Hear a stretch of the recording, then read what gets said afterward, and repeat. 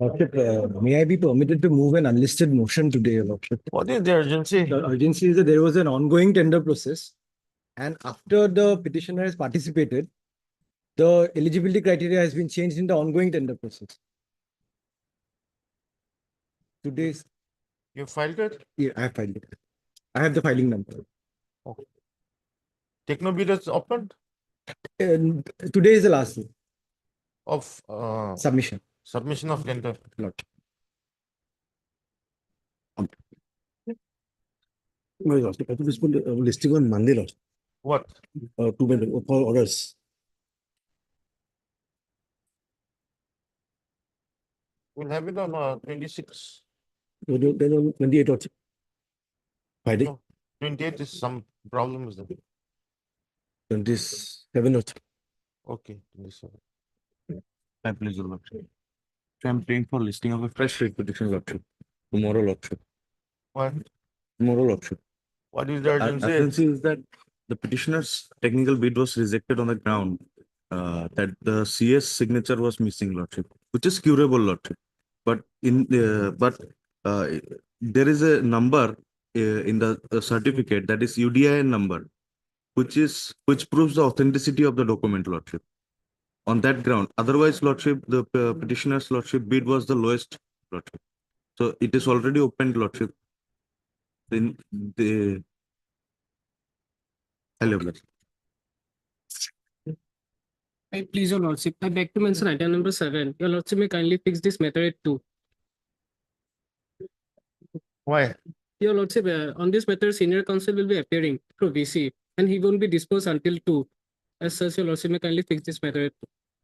Okay, we'll see subject to the board.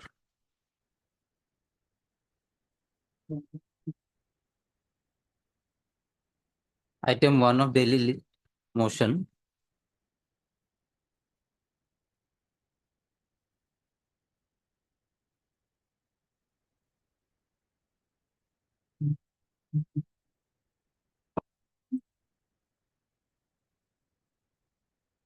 You filed your reply? I didn't file my reply, my lord. Last time was given to. Only one issue is this, my lord. I have the latest, my lord, MES rules, my lord. Here, my lord, clause 70, and there is a proviso, my lord, which I find them missing in their reply file affidavit, my lord. Now, which one is correct, my lord? Because if this proviso is included here, then it changed the entire, my lord, arbitration clause, my lord. So I want that my learned friend should say whether this proviso is included, because I have the latest edition, my lord, of.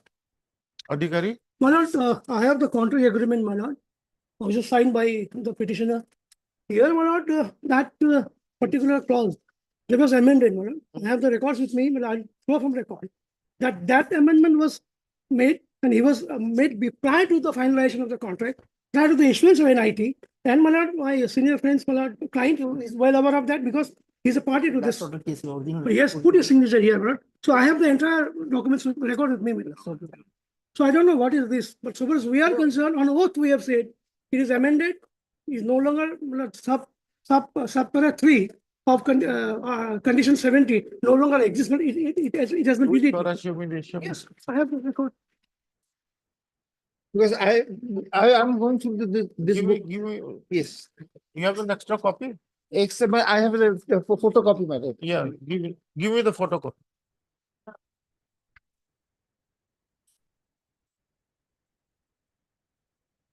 Which proviso? I have 70, my lord. Clause 70. Yes, arbitration. Arbitration, my lord. Oh, Now, this proviso, my lord, the first proviso, my lord, provided that in the event of abandonment of the works or cancellation of the contract 1 minute. under condition numbers 50. 1 minute. I don't see the proviso. 70, my lord. Oh, so Arbitration. arbitration. Yes, the down below third paragraph, my lord. First proviso. There's no proviso here. The provided, my lord, provided that in the event of third paragraph, my lord. On next page. Here, Page 71. page 38, my lord. Clause 70, my lord. This arbitration clause. Oh, Lordship will find arbitration. Oh. Here, my arbitration clause.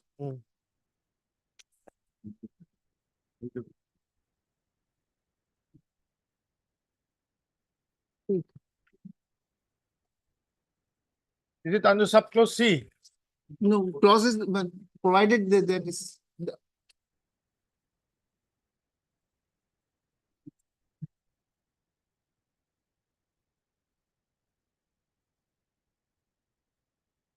Oh, this is a different one. Different. I think I've given the earlier one. Outer line.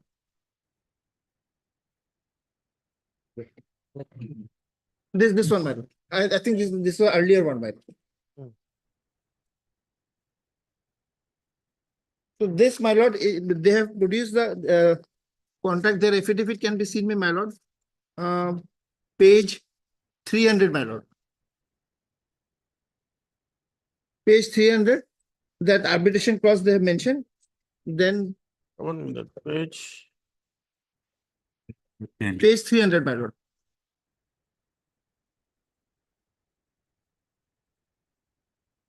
Unless both the parties, the last para, the page 300 last parameter, unless both the parties agree in writing, the shall not take place until and after completion of the alleged completion of the works in or termination or determination of the contract under conditions 50.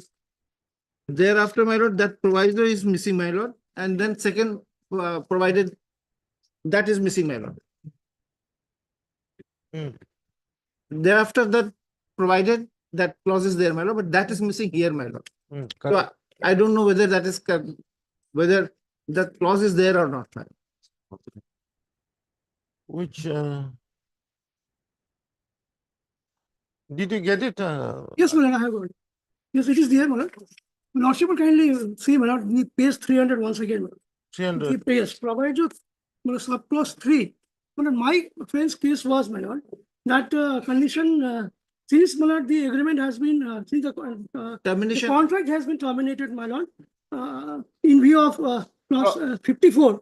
54.3, there was a subclause that until and unless the works are finalized by us, either through and my lord, is completed either by ourselves or through some other agency, my lord, this condition 70 will not be applicable. That was his main case. Now, my lord, from record, I'll show that that particular subclause 3 has been, my lord, amended, deleted. It's no longer is there in the agreement, and it was not there when he had signed the agreement.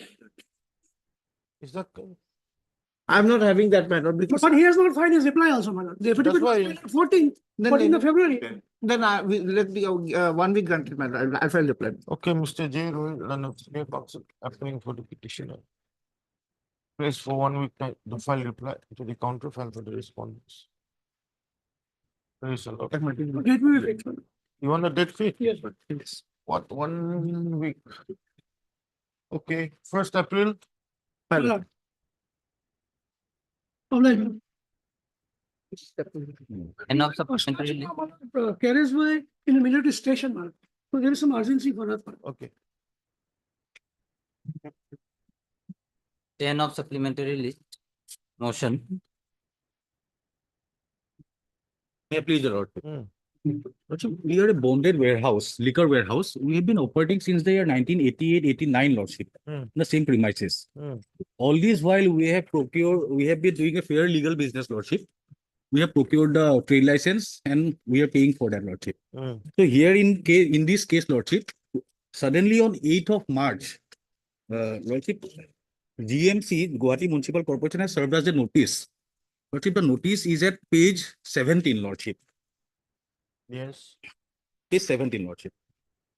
They have mentioned that we have a liquor bonded warehouse, approx 15,000 to 20,000 square feet with only one number of trade license having business of type liquor wholesale.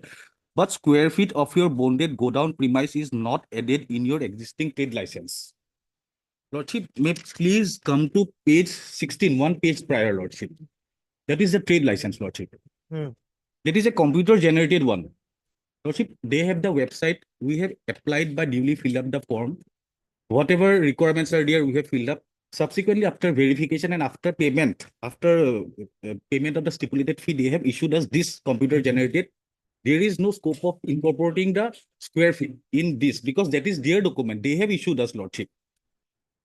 And suddenly, Lordship, they have the Lordship, may please come to the next page. That is the later notice dated 8/3.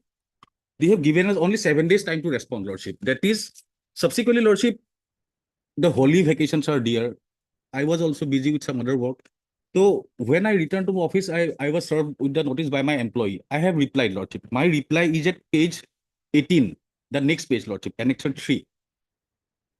I have specified, Lordship, yes, if there is any discrepancy or any technicality with regard to issue of trade license, then it may be corrected, Lordship, because every year we have to renew. Every year we have to. Have you taken a decision on your reply? No, Lordship. That- And Lordship, on the next page, that is page, Lordship, 21, they have served us this notice day before yesterday, 18/3.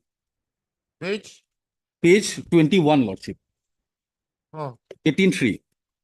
Lordship may read the last para, Lordship, that we have not responded to your to their notice where we have not mentioned the square feet, and therefore on the last para they have stated us ki therefore you were directed to shut down your IMFL bonded warehouse located at Jatia Kahilipara within 24 hours from the date of this receipt, Lordship. Mm. That's why we have challenged this. Lordship, we are employing around 100 to 200 employees, generating a revenue of around 4 to 5 crores per month to the government, Lordship. This trade license is issued by them. We have applied on their website. They have issued us this computer generated. And suddenly, Lordship, they have come up with this issue and give us very little breathing space to respond. And they have neither, and Lordship, our reply, they have not taken on record. That's why we have sent a reply for. have you specified in your reply that you are giving your reply late because of this and this holidays? Lordship, we have replied. My reply is at page 18, Lordship. Correct. I want that. Page 18, Lordship. So we have That stated was beyond the stipulated period of 7 days. beyond the stipulated period of 7 days, Lordship, but they should have considered only 7 days, and in the meantime, the holy vacations are also there, Lordship. Mm. Holy vacations are also there, and Lordship, marriage functions are going around. Person may be busy with somewhere. So on 18th, we have responded, Lordship. They have straight away denied for taking it on record. And Lordship, again on 31st of this March, we have to get it renewed again. Whatever technicality is there, if any, we can get it corrected in this coming financial year, Lordship. Yes, Bora. Before going to the Lordship, will turn to page number 3. Page number 3, the cost type. We have not implemented the Guwahati Municipal Corporation. Guwahati Municipal Corporation had to be implemented. Here, in Who issued the trade license? yes, State of Assam represented the Commissioner Guwahati Municipal Corporation. It cannot be made. First, this is one defect, my lord. Is Guwahati Municipal Corporation not made party? The state of Guwahati Commissioner cannot represent the state of Assam. Secondly, my lord, Hmm. this is a partnership firm. In the very first line of partnership, there is a partnership. It's a partnership firm. There are more than 2% or 2% or more than 2%. And Lordship will turn to page number 5, paragraph 2. They are not specified whether this is a registered partner or a non-registered partner. And if in view of that, it should be taken as a non-registered partner. Under section 69 of the Partnership Act, they cannot sue unless this is a registered partner. They have not developed that this is a partnership if they registered or not registered. That should be developed. That only the partnership firm which is registered can only sue. Section 69 of the Partnership Act, and there are decisions of the High Court that one cannot sue unless it is a registered partnership. That you have to clarify. No, see, I have the document. I will file by way of additional affidavit. At all, it is needed for adjudication of this purpose, Lordship. How about the cost title? Post title, Lordship, day before yesterday, it was served. Yesterday, we have filed it at a very. Lordship may permit, I will amend it. Lordship. Because yesterday, day before yesterday, they have served us around 4 o'clock in the evening. Tomorrow morning, I have filed and I have mentioned before, Lordship, for listing of the matter. Today it was listed, Lordship. So in a very fast manner, we have filed this. There may be some technical difficulty, but Lordship, the main issue is that we are a generating unit. We are a revenue generating unit, paying almost 4 to 5 crores per month to the government, Lordship. And this is a minor technicality, Lordship. That trade license is issued by them, not mentioning of the square feet in a trade license. how can I be blamed for that? And Lordship, only 10 days left for this financial year to end. 31st March, we have to renew it. And not 100, 200, 100, 200 employees are employed. GMC is the state. GMC is not a party. And the officers has made party, my lord. I don't know why in page number 5. Deputy commissioner was written, then it is in written form, it is only again corrected, my lord, in my petition. Also, Deputy Commissioner, Guwahati Municipal Corporation, we have made. Yes, That's why number 5. my petition is again paid corrected by the district commissioner, my lord. I don't know why it is done, my lord. Yeah. Here in the government also it is district commissioner. Yeah, Initially here it was too. correct, it's a deputy commissioner. But his petition, it is deputy commissioner. These all things have to be corrected, my lord. So many defects are there in your petition. Lordship, may kindly permit me to amend the post title then, Lordship. Better file a new, fresh one, my lord. Lordship, then no coercive steps. If I may be permitted to withdraw, then no coercive steps, Lordship, till next date. No. If you are withdrawing, how can I pass an order like that? Then Lordship may kindly permit me to amend the post title, Lordship. Because that, otherwise, Lordship, we are a generating revenue Unless generating you amend unit. the cost title, what order can this court pass then? You withdraw it, we'll take up tomorrow, file fresh today. We'll take up tomorrow. Lordship, at least then let them assure before the court that let they are them, I not going to cannot. take any action against us. Unless there is a proper petition, my lord. That we cannot. It's up to you.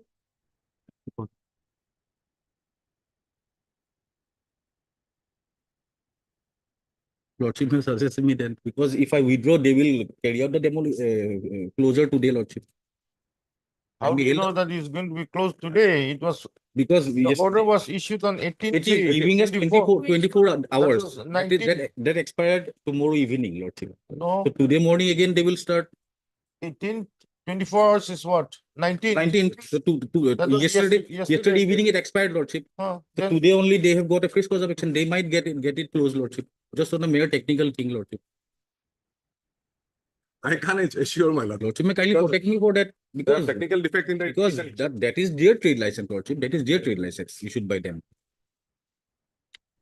Yeah. And Lordship, this is the end of accounting year. We have to maintain the accounts also, closing, everything we have to do. If they shut it down, Lordship, we will be held nowhere. Lord. okay. You amend the cost title. I'll- But Mr. Kakoti. Then counsel to the petition. I'll issue notice, Bora. If you notice, well, how can I take it for respondent number 2? That's the difficulty, my lord. I cannot take it. Because the state of Assam is by the commissioner. You're appearing for the municipal board, Instead- corporation, GMC, my lord. GMC. How can we issue a notice? That's the This is the difficult- issue. This is what this court was telling you from the beginning. Lordship, give me 2 days time, I will amend the cost title, Lordship. Only 2 days time, Lordship. No, but how do we issue notice? Notice, I cannot accept, my lord.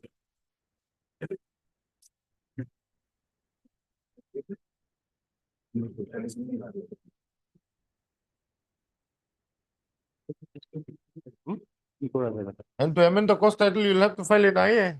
IA, Lordship. Today I will file the IA, Lordship. Then what order do you want? We can't pass any order. This is a difficulty. Some difficulty, it's a major technical defect. It's not a minor. Lordship, may kindly post it tomorrow then, Lordship. On my prayer, kindly post it tomorrow. In the meantime, today itself, I will file the IA. Amending the cost title, Lordship. Okay. On request made by a Kakutil and the council of the petition. Please submit that tomorrow. Huh? Obliged, deeply obliged. 11 of supplementary list, admission, part matter.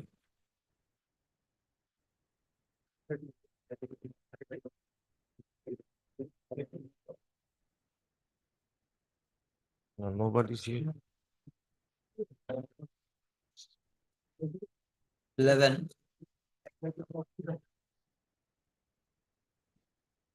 Lordship, if I may be permitted to withdraw with the, because filing of IA will take another time. If I may withdraw this petition and I will file it today itself, Lordship.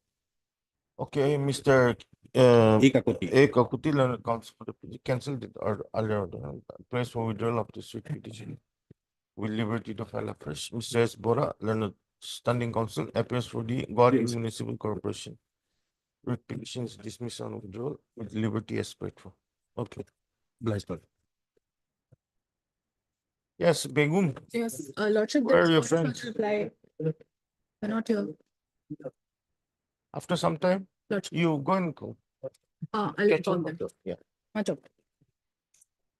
2 and 3 of daily list admission.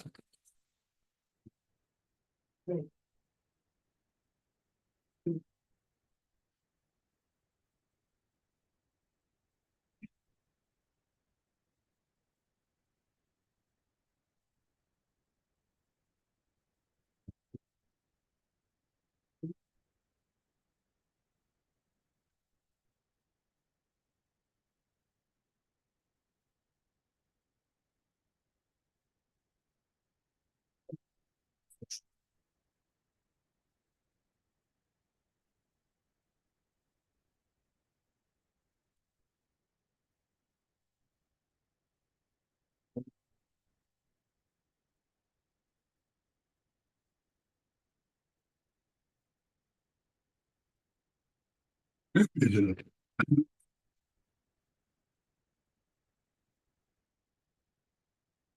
have filed their affidavit now. You file your reply. No, they filed it yesterday in the second matter. We were arguing the first matter, they took time to file a affidavit to our reply, but they have filed an affidavit in the second matter, which is before your lordship. Oh. Anyway, that, because Milord, may I just say something on the merits? Milord, this is an admitted position that three admitted facts, Milord. We were shifted from our earlier site. We gave the required documents for the mineral plants. They have gone into it. All the authorities cleared it, environment and clearance, everything I placed before your lordship. And we started operating. This order comes as a surprise without notice, without a hearing, and suspending the entire operation. Not only in violation of natural justice, but also the rules require that you have to give notice, you have to give the grounds. It's not an easy job, Miller, just to suspend it the way they have done. So this is all admitted position. If that is the admitted position, then Miller, my respectful submission for your lordship's consideration is, should I not get an interim order in this matter? My machineries are there, my investment is there, the workers are lying idle, not getting wages, and Milord, the entire state from certain parts, there will be shortage of the materials, which is necessary for development of roads, buildings, and everything, infrastructure. So why should everything come to a halt without following the law? Prima facie, Milord, I have, with respect, Milord, made out a case that, and they have not said anything to the contrary, that they have given notice or an opportunity. You may have all the best case with you, but the requirement of the law is that you give a notice, you give an opportunity, you formulate why you are suspending. The rules provide for it. Not only once, Milord, even different authorities are contemplated. The state can also do it, the other authorities can do it, but in respect of every authority, Milord, the requirement of giving notice is there. And also, Milord, your lordship will see that the grounds are mentioned. It can't be wishful thinking that I give you a notice why you should not be suspended. You must spell out the grounds. If your lordship just have a look at the rules, brother, it's all covered by the rules. This book, if you have. What's the name?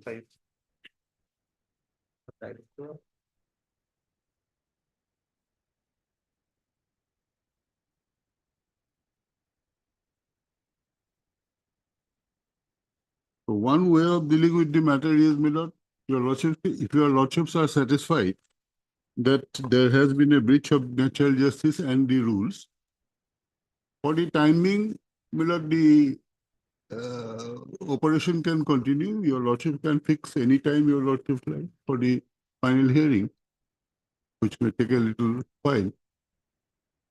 But meanwhile, my lord, everybody would benefit, not only the petitioner, but his employees, and then, my lord, the state, the public, everyone, my lord. And that's a consideration relevant for this. If your lordship just have a look at that rule, my lord. Rule. I think that book, your lordship has this book. Yes. Page 327, my lord.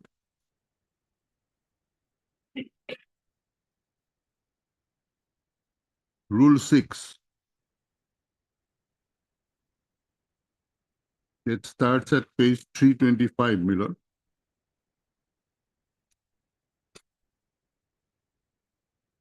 Part 4 at the bottom. This is rights of the state government. Suspension or termination of the contract. The competent authority shall have the right to prematurely terminate the contract. Competent authority is defined. If the contract money or surface rent or any other amount due to the government are not paid, if any of the terms and conditions of the contract agreement or conditions of grant or permission to undertake mining by any other statutory authority competent is violated, if any provision of these rules and other laws, both central and state, are applicable to mines and minerals are not complied with, provided that no orders of suspension or termination of the contract shall be passed by the competent authority without giving reasonable opportunity to so cause and following the procedure. I'm not getting what you're. Below page 325, first, Okay. at the bottom, part 4, rights of the state government. Okay. Here, 90. 325. Page 325. Okay. I am trying to show, my lord, that different authorities have that power. State government also has that power. Kindly see, even their requirement is specified. And provided that no order of suspension stroke termination of the contract shall be passed by the competent authority without giving reasonable opportunity to so cause and following the procedure prescribed in the rules. So this is one form of termination. Now we are concerned with, my lord, Rule 6. Next page, 327.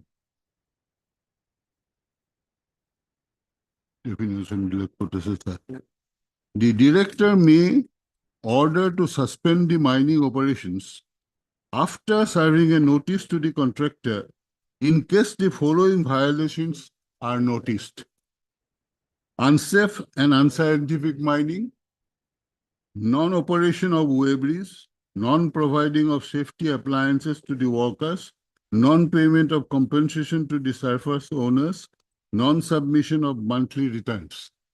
These are the specific conditions under which this power can be exercised. In case of violation of the aforesaid conditions, and also any other terms and conditions of the agreement, deed, and the provisions of the rules, the competent authority may give a notice to the contractor to remedy violations within a period of 15 days from the date of issue of the notice, in case the violations pointed out through notice are not remedied within the stipulated period of 15 days, the competent authority may, after affording an opportunity of being heard to the contractor, order the suspension of the mining operation till such time the defaults or defects are removed by the lessee within the time frame granted by the competent authority. During the period of suspension of mining operations, the contractor shall be allowed only to undertake rectification work for removal of the defects and shall not dispose of the mineral. During the suspension period, the contractor shall be under the obligation to deposit the amount of the contract money on the due date. On satisfactory removal of the defects, the competent authority may revoke the suspension orders with or without any modification. Non-removal of the defects, defaults during the suspension period and within the time allowed by the competent authority shall lead to the premature termination of the contract. So this is what Rule 6 says, my lord. The director will suspend the operation after serving a notice. Director is a defined expression which your lordships will find at page 246.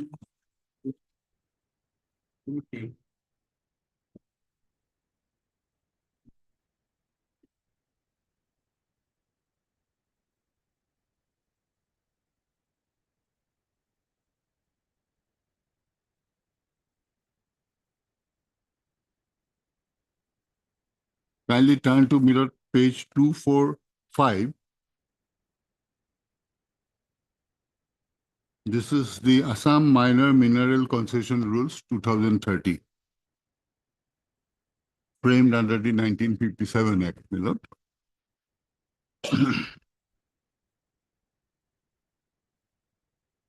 Yes.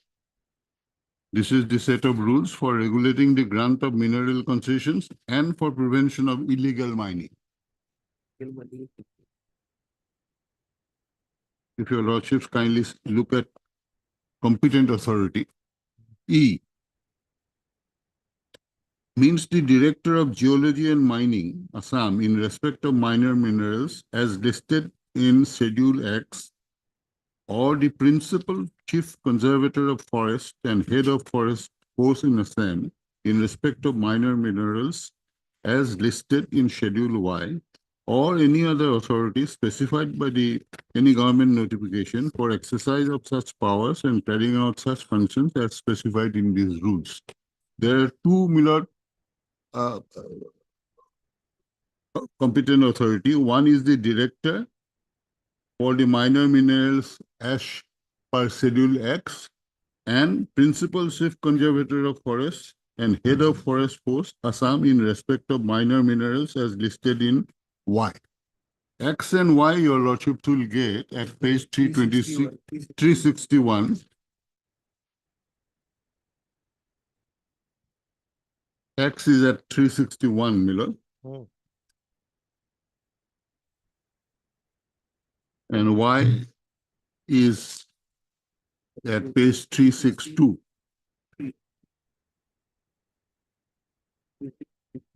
Hmm? 363. You are concerned with? Miller, we are concerned with the minerals, Miller, minor minerals, which is a defined expression. No, Schedule X or Y? Yes.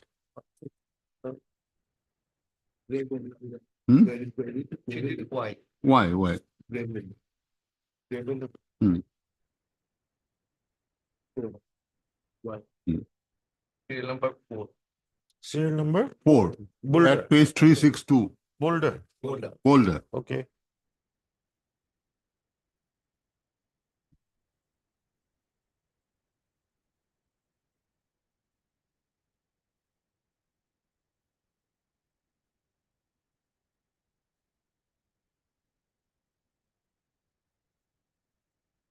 Admittedly, then, Miller, it is Y, Boulder.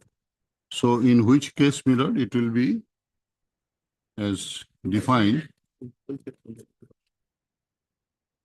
principal Chief Conservator of Forest and Head of Forest Force. He will be the authority. Your lordships will find, and I'll show it below. They have used the power or vested the power in director for certain purposes. They have vested the power for certain purposes in the competent authority. So we are concerned, no doubt, with Boulder and the concerned schedule Y at page 362, Milord. And if your lordship see, the director is also defined expression, section 2J. Director means the director of geology and mining at page 246, Milord. Yes.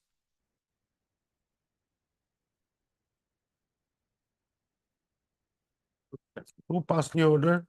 Suspension order? Here, Milord, the order is passed by the DFO. At page, Milord, your lordship sees. Page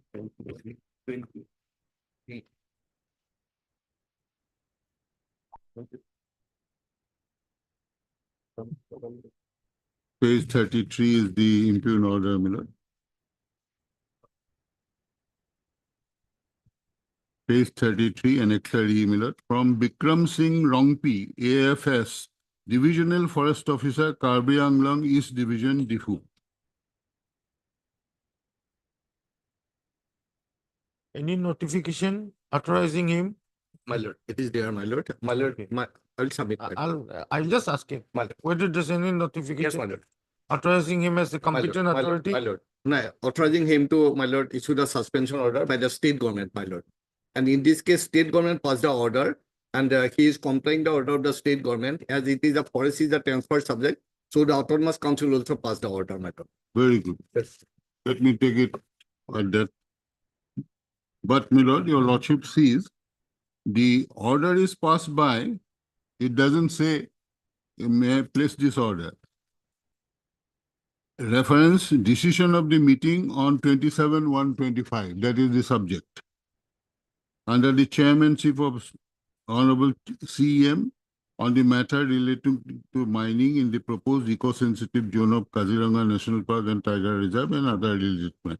In persons of the above, the mining operation is suspended with immediate effect under Parkap Pahar Range jurisdiction for the stone quarries falling under the proposed eco-sensitive zone of Kaziranga National Park and Tiger Reserve and within default ESJ of KNP or TR in compliance of the Honorable Supreme Court order in this regard.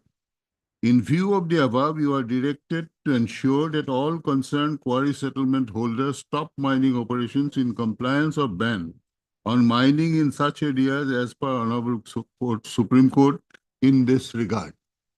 So, two things are clear, Milo. The order is passed by the Divisional Forest Officer.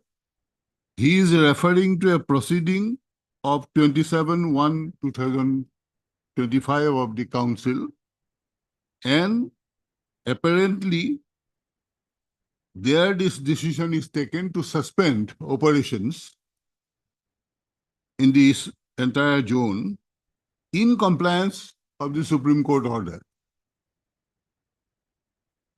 In view of that, you are directed to ensure that all concerned settlement holders stop mining operations. Now, let me assume what has come from the council side. Namely, that he is the authorized officer to exercise the power under Rule 6 because of this. Kindly have a look at the rule. Does it give the power to the competent authority? No. It gives the power of suspension to the director. The other rule I placed, the power of suspension is also given to the state. So these are two different authorities. So they can both do at different times, depending on the circumstances and on the grounds of the violation for which they are suspending. Competent authority is prescribed also under the Act, and it is referred in several provisions as to what their powers are. If your lordship just have a look at, I'll just for example, my lord, I'll give your lordship the pages. Competent authority, first kindly turn to page 260 of the book.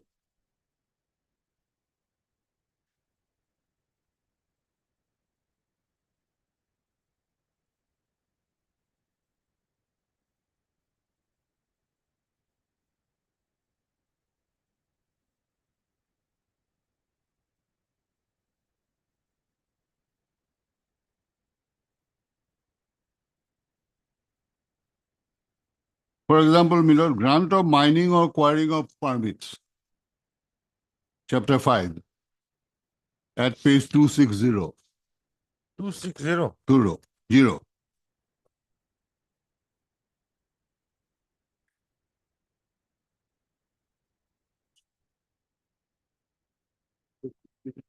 Rule 23, my lord, at page 260. This is grant of mining or quarrying permits. Now kindly see the subject to Rule 5, mining or quarrying may be granted by the competent authority in respect of any area not covered under any mineral concession already granted under these rules in the following cases.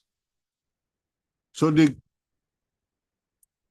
grant of the permission to operate mining is conferred on the competent authority. In which case, that definition will be relevant, whether it is X or Y. If it is X, it will be one authority. If it is Y, another authority. But the power is given to the competent authority here. And cases are mentioned in which that is being given. Now, if your lordships kindly then turn to page 284. I'm only trying to illustrate, my lord, that the scheme of the Act is that different provisions are made. 284.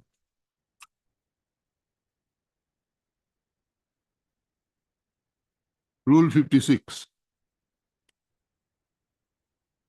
Breach of terms and conditions and the consequences. Any failure on the part of the mineral concession holder to rectify any default or take any corrective measures under Rule 55 above within the period specified, or such violation being irreversible and non-rectifiable, or recurrence of defaults takes place, the same shall amount to a breach of the terms and conditions of the grant of mineral concession routes.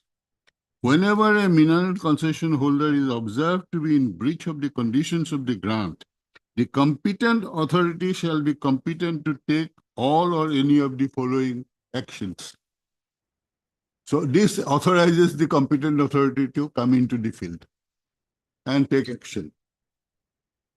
Suspension of the mining operation, he can do, subject to these conditions without being fulfilled.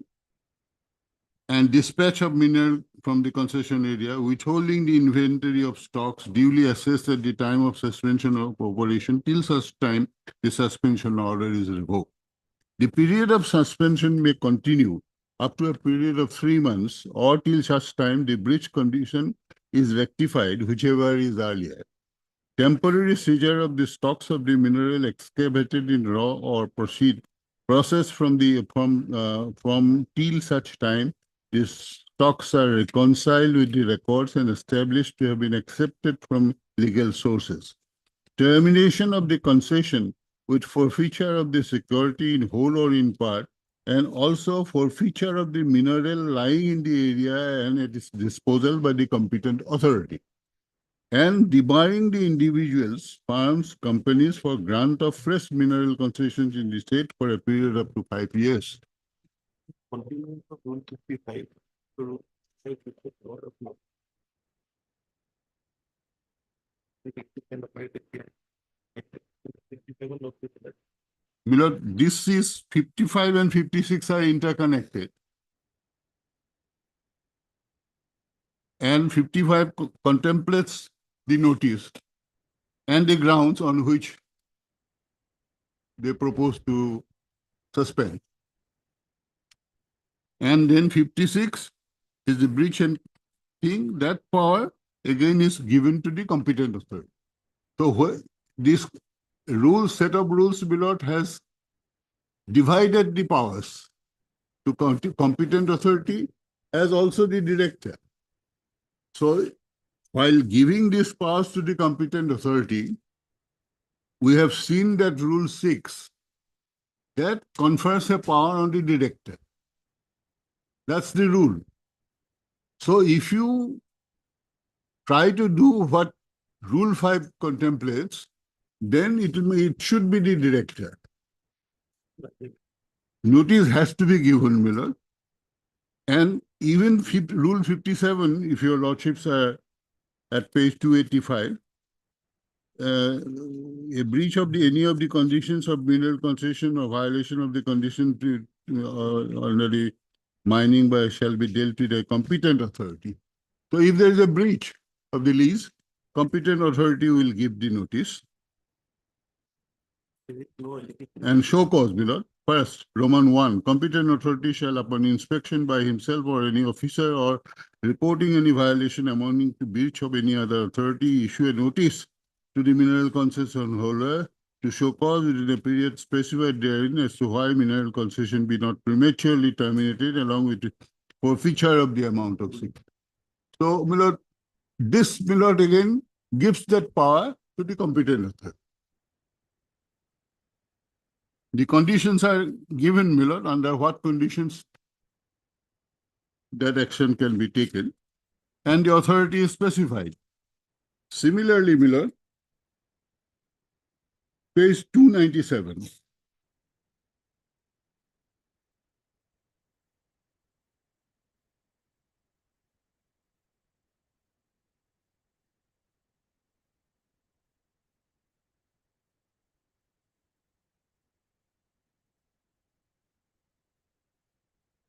Model form of execution of mining lease deed. When you are giving a lease, it is the state government. Form ML, page Milord 292. This is the form of the lease deed, Milord. Mining lease deed. The indenture made on this deed between the governor of Assam acting through the state government, which expression shall, where context shall be, includes the successor and all that. So this is the power of the state government. Grant. So different powers are given to different authorities in the same rules. Therefore, if we are dealing with something which falls within 6, it is the director who is the authorized person. That is the scheme as I see it, Miller. And page 303, just have a look. 303.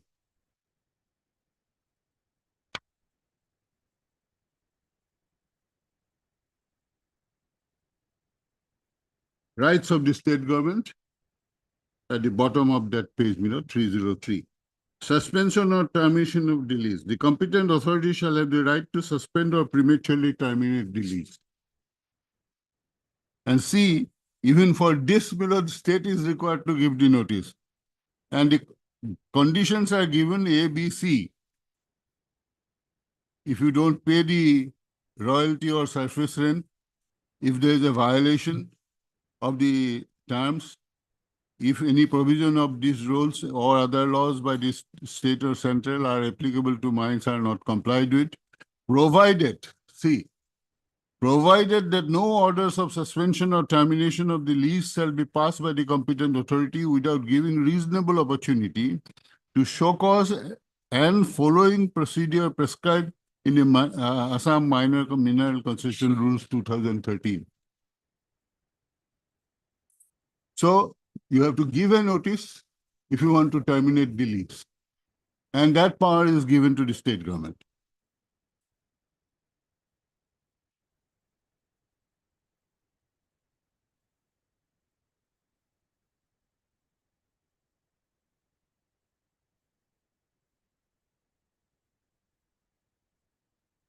And 305 Miller, I have already placed. Suspension of mining operations. While you are terminating the lease, it is the state government. When you are suspending the operation, you are giving that power to the competent authority may order to suspend the mining operations after serving a notice to the lessee in the following violations are noticed. So this power is given for the violations of the terms. And it specifies, my lord, that you have to give a notice, give them 15 days time. And if it opportunity, and kindly see the proviso. In case of violation of the aforesaid condition and also any other terms and conditions of the agreement deed and the provisions of the rules, the competent authority may give a notice to the lessee to remedy the violation within a period of 15 days from the date of issue of the notice. In case the violations pointed out through notice are not remedied within the stipulated period of 15 days, the competent authority may, after affording an opportunity of being heard to the lessee, order the suspension of the mining operation till such time the default defects are removed by the lessee within the time frame, within a maximum period of 6 months, granted by the competent authority. During the period of suspension of mining operation, the lessee will be allowed only to undertake rectification work for removal of the defects and shall not dispose of the mineral. During the suspension period, lessee shall be under obligation to deposit the amount of the dead rent on due dates. On satisfactory removal of the defects, the competent authority may revoke the suspension orders. So this is a power, Miller, on the competent authority. Therefore, Miller, different powers are given to different authorities for different situations. And what we have shown,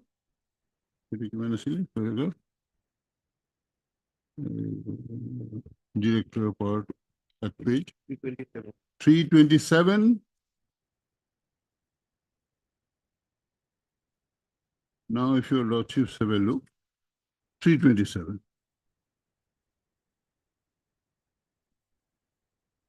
Rule 6. Under the head, my lord, of part 4, rights of the state government, suspension of mining operations. The director may order to suspend the mining operation after serving a notice to the contractor in case the following violations are noticed. So conditions are there, specified. Then the power is given to the director. In case of violation of the aforesaid conditions and also any other terms and conditions of the agreement deed and the provisions of the rule, competent authority may give a notice to rectify within 15 days. If it doesn't, then again it has to be heard. After an opportunity of being heard, the order can be passed. If they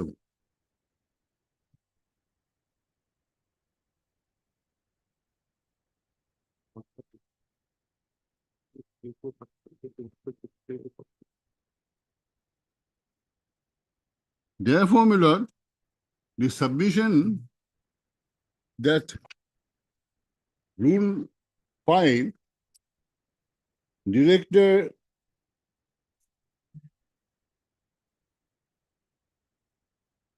Rule 6, my lord, the director doesn't have the power, is absolutely contrary to the rules.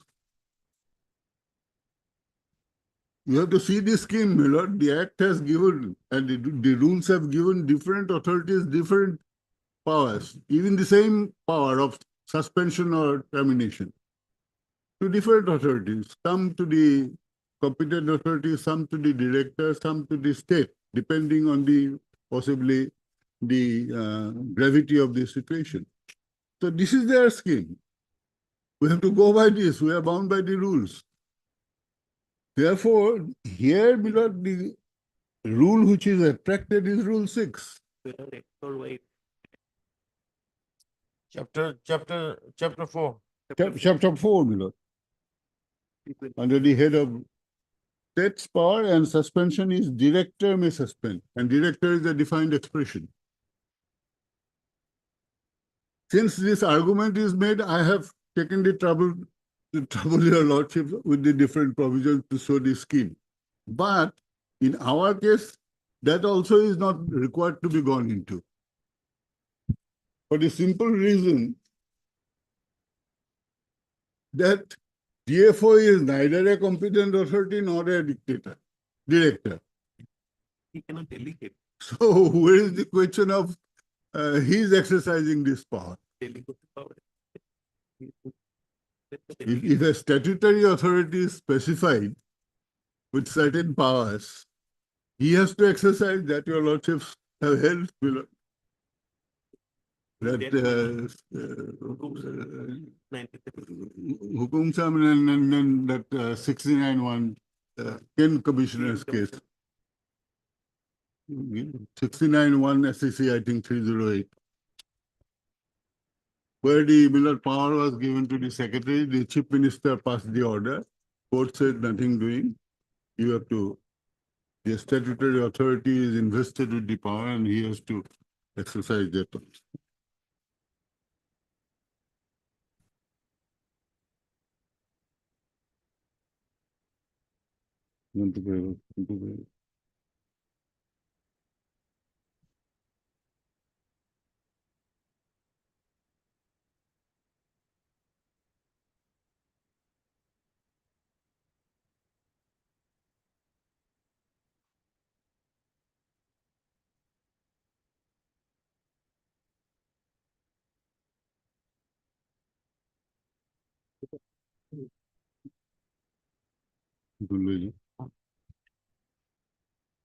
This is Milord 69-1 SEC 308.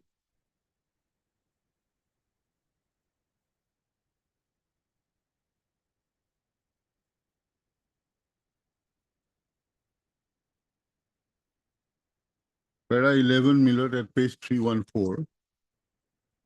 After quoting the rules, Milord.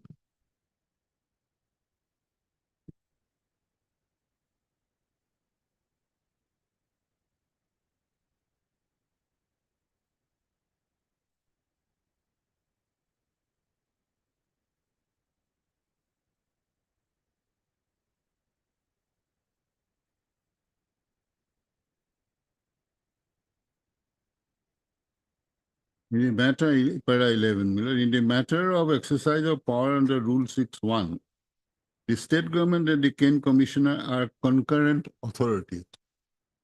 Their jurisdiction is coordinate. There was some controversy before us whether a Ken Commissioner who had reserved an area for sugar factory for a particular period can alter, amend, or modify the area reserved in the middle of the period fixed. As seen earlier, 208 villages with which we are concerned in this case were reserved for appellant for two seasons. The contention was that the Ken Commissioner could not have interfered with the reservation within that period. The High Court has come to the conclusion that the Ken Commissioner, who had the power to make reservation in question, must be held to have had the power to alter or modify the reservation. But it is not necessary for us to pronounce on this question, as we are of the opinion that the impugned orders, though purported to have been made by the Ken Commissioner, were in fact made by the Chief Minister, and hence they are invalid. We have earlier seen that the Ken Commissioner was definitely of the view that the reservation made in favor of the appellant should not be disturbed, but the Chief Minister did not agree with the view. It is clear from the documents before us that the Chief Minister directed the Ken Commissioner to divide the reserved area into two portions, and that one portion to the fifth respondent. In pursuance of the direction, the Ken Commissioner prepared two lists, Kaw and Kaw, Under the orders of the Chief Minister, the villages contained in list K were allotted to the appellant and in the list K to the fifth respondent. The Kane Commissioner merely carried out the orders of the Chief Minister. It is true that the impugn orders were issued in the name of the Kane Commissioner. He merely obeyed the direction issued to him by the Chief Minister. We are unable to agree with the contention of Sri Chagla that though the Kane Commissioner was initially of the view that the reservation made in favor of the appellant should not be disturbed, he changed his opinion after discussion with the Chief Minister. From the materials before us, the only conclusion possible is that the Chief Minister imposed his opinion on the Kane Commissioner. The power exercisable by the Kane Commissioner under Clause 6 is a statutory power. This is the portion below. He alone could have exercised that power. While exercising that power, he cannot abdicate his responsibility in favor of anyone, not even in favor of the state government or the Chief Minister. It was not proper for the Chief Minister to have interfered with the function of the Kane Commissioner.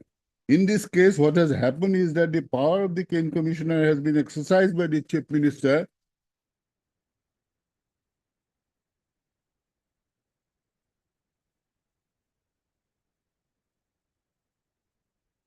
but the responsibility for making those orders was asked to be taken by the Kane Commissioner, who was the statutory authority.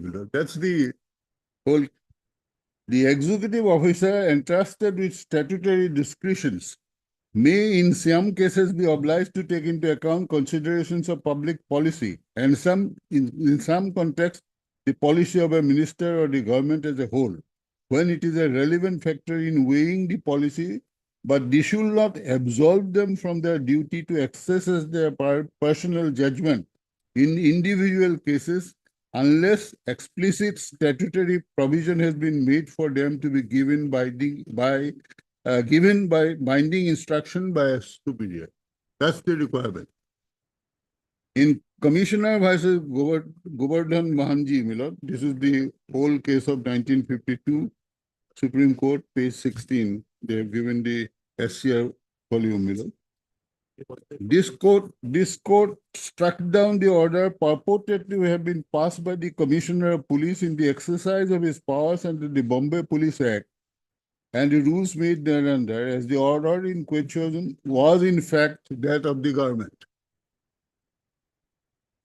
The rule laid down in that decision governs the question under consideration. This court reiterated that rule in State of Punjab versus Hari Kishan Sharma, here 66 Supreme Court 1081. Therein, this court held that the state government was not justified in assuming jurisdiction which had been conferred on the licensing authority by Section 5152 of the Punjab Cinema Regulation Act. For the reasons mentioned above, we hold that the impugn orders are liable to be struck down as they are not made by the prescribed authority. If the statute has given a power, Milord, on a particular authority, it is incumbent on him to apply his mind and to pass the order as contemplated under the statute. He can't be guided by dictates of a superior authority. Doesn't matter whether it is Chief Minister or Commissioner or whatever it is. That's the law of the land, Milord. And there's a followed up judgment in 1976. Para 18, only one line I will show, Milord.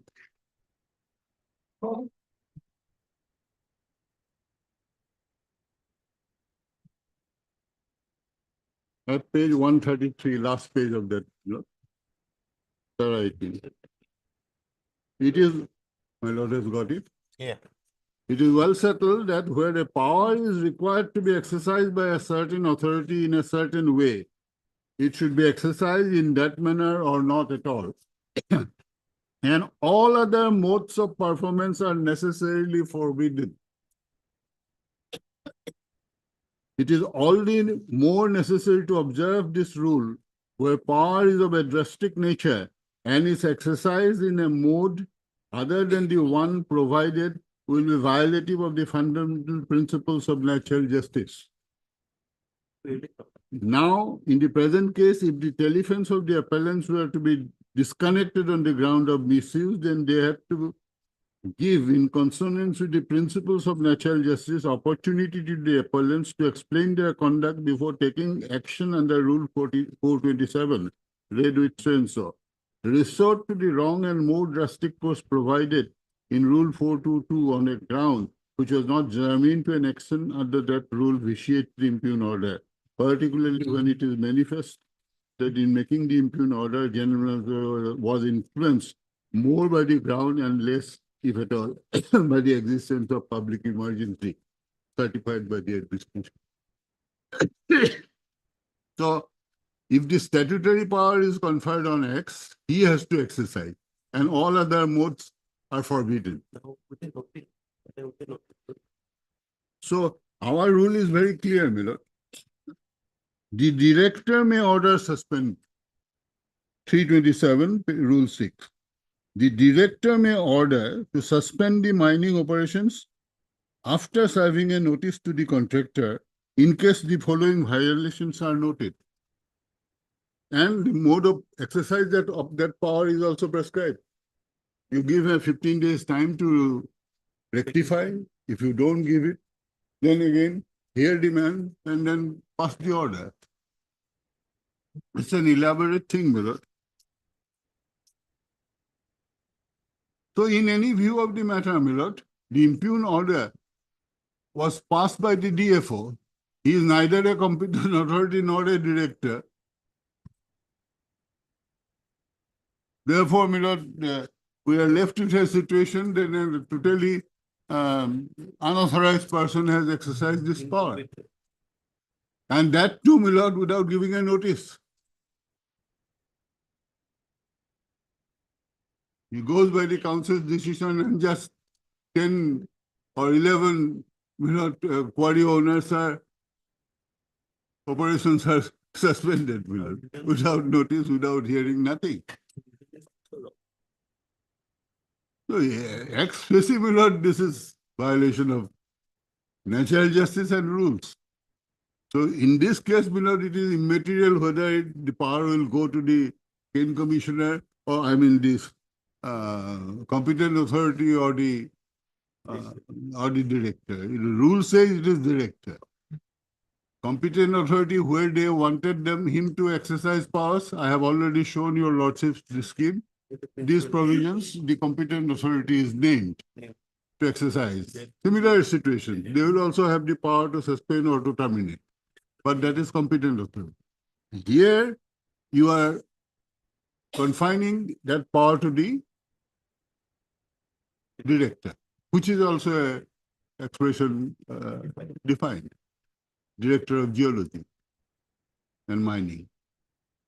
Therefore, my lord, the impugn order on its very face is bad. And where is the authorization he is talking of? There is no authorization on record. If the Chief Minister's order is not authorization, my lord, here even that is missing, and he gets a letter from that council's proceedings, and he says, okay, the council proceeding cannot be exercised, or their dictate cannot be exercised by the director. And director is not doing. Apart from all that, Milord, in our case, Milord, we don't have to go whether done by a competent authority or director. Here it's a case of somebody who is absolutely has no jurisdiction in the matter.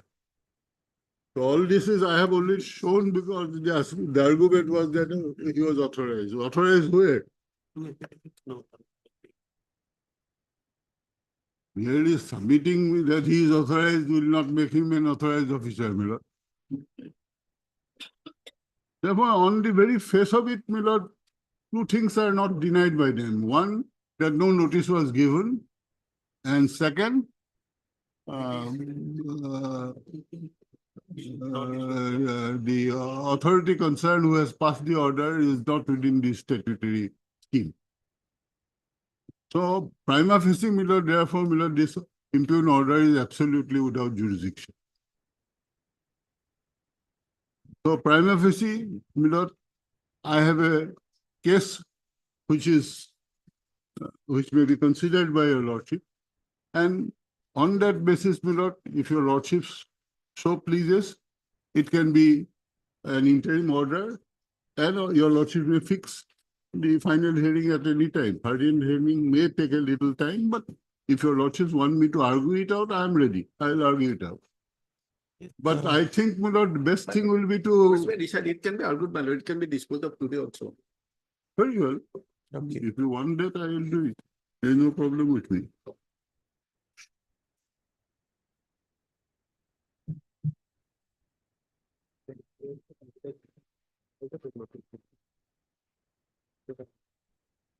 So now, therefore, I go to the impugn order, Milord, which your lordships will find at page 33, no? Do you have the minutes of this meeting?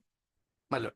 Yes. Before that, my lord, my lord, submitting, my lord, the person, my lord, official who issued the permit, my lord, that particular permit is not enacted in the petition. In this particular case, the permit is issued in respect of the private land, my lord. That is under Rule 5. And Rule 3 specifically provides the who is the in the schedule, why, who is the authority. And in this particular case, mining permit was issued by the divisional forest officer, my lord, not by the Director of Geology and Mining.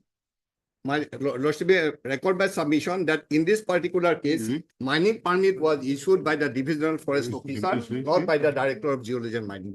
Have you said that anywhere? My lord, in the read petition, they have not annexed the mining Have permit. have you made I- this my lord, allegation in the My lord, I have reply? the instruction on instruction. I'm No, saying that instruction wise, we have seen I enough can of. produce the original records who issued the my lord Very mining good, you permit. produce. We can. Have you stated in the affidavit in opposition? My lord, No. that we have replied that they have not stated anything about the mining permit in the read petition, my lord. So No. there is no contention on that, my lord. That who issued the mining permit? They have issued only the approval of the Director of Geology, Mining and State Environment Impact Authority, my lord. And I have annexed all the documents, my lord, where the state government has issued the order to pass the order banning in pursuance to the order of the Supreme Court. We have annexed it. And it is under the eco-sensitive zone of Kaziranga National Park, my lord. So as per the Supreme, I have placed all the orders of the Supreme Court, my lord. Supreme Court specifically provides the order, my lord. So we are bound to follow the order of the Supreme Court. Accordingly, we have issued the order, my lord. Very good. Not for violation or context like that in pursuance to the order passed by the Supreme Court, my lord. That regarding the mining permit, my lord, I have asked, my lord, that DFO, my lord, to send the, my lord, copy of the permit, my lord. I may get it, my lord, just now.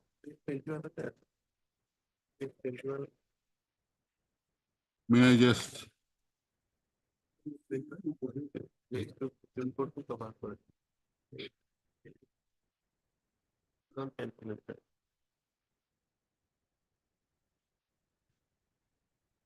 Well, kindly, I have placed it, but since this is again forcefully argued, will kindly turn to the documents. First read petition? Yes, first read petition is 1003 up to 25. We are dealing with that.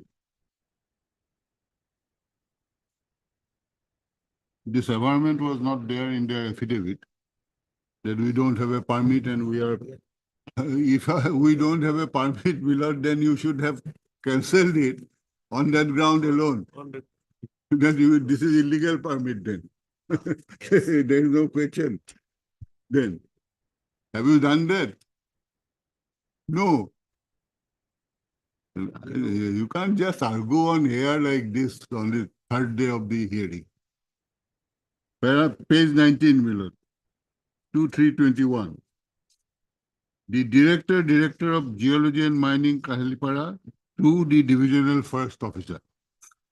Approval of mining plan, along with progressive mine closure plan in respect of Naupani Mancha Inti number 1 Stone MC area 3.4 hectares in Karbi Anglong district, Assam, submitted under Rule 5152 of the Assam Mineral Concession Rules 213. 50, 51, 50 and 2. Yes, so this is by the director himself. In exercise of the powers conferred under Rule 51 and 52 of the Assam Mineral Concession Rule, I hereby approve the mining plan prepared by RQP Dr. Obhijit Bora. This approval is subject to the following conditions. Now we are required under the rules to submit a mining plan before we start operating for quarrying. So we submitted. The authority looked into it, and then this is the order approving our mining plan. It is not an illegal thing we are doing.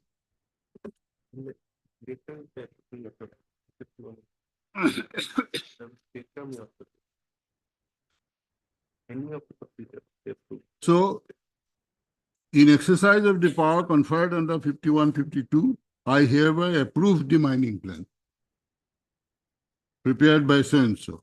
Then, my lord, the conditions are given, and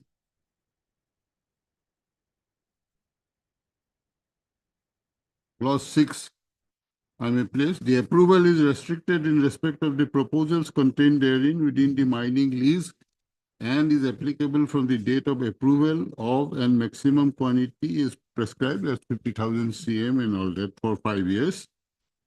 To be used for construction materials as well as road metals, subject to all statutory compliance and the clearance of the mining activities to be carried out within the mining leasehold. Adequate number of check dams and retaining wall shall be made to make and maintain good condition to prevent any anticipated detrimental impact on water regime. Then the other conditions are there. Clause 10 says, in case of Pata land, a certificate from the Revenue Authority should be obtained that the mining area is a non-agricultural land. Violation of the provisions of the mining plan, including progressive mine closure plan, shall liable to cancel the mining plan. Environmental clearance must be obtained from the competent authority before execution. That's the condition. Divisional Forest Officer should confirm that the lease area doesn't fall into National Park, Wildlife Sanctuary, Game Sanctuary, Bird Sanctuary, including eco-sensitive zone, and does not affect the animals, birds, biodiversity in any way.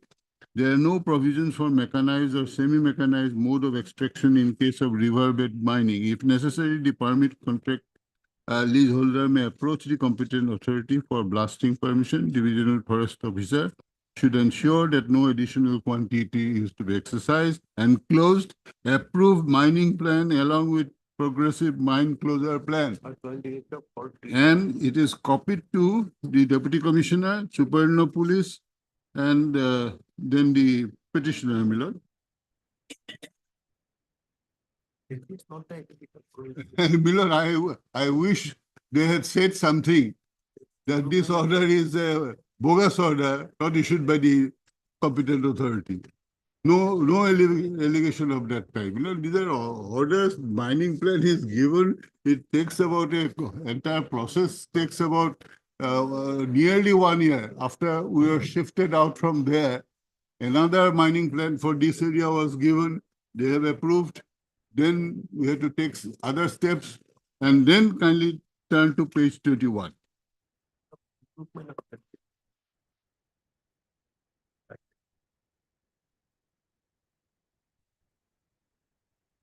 This is Milad from the DFO himself. Because the earlier order wanted certain clearance from him also about this, and therefore this order comes. Issue of environment clearance certificate against so-and-so relocated.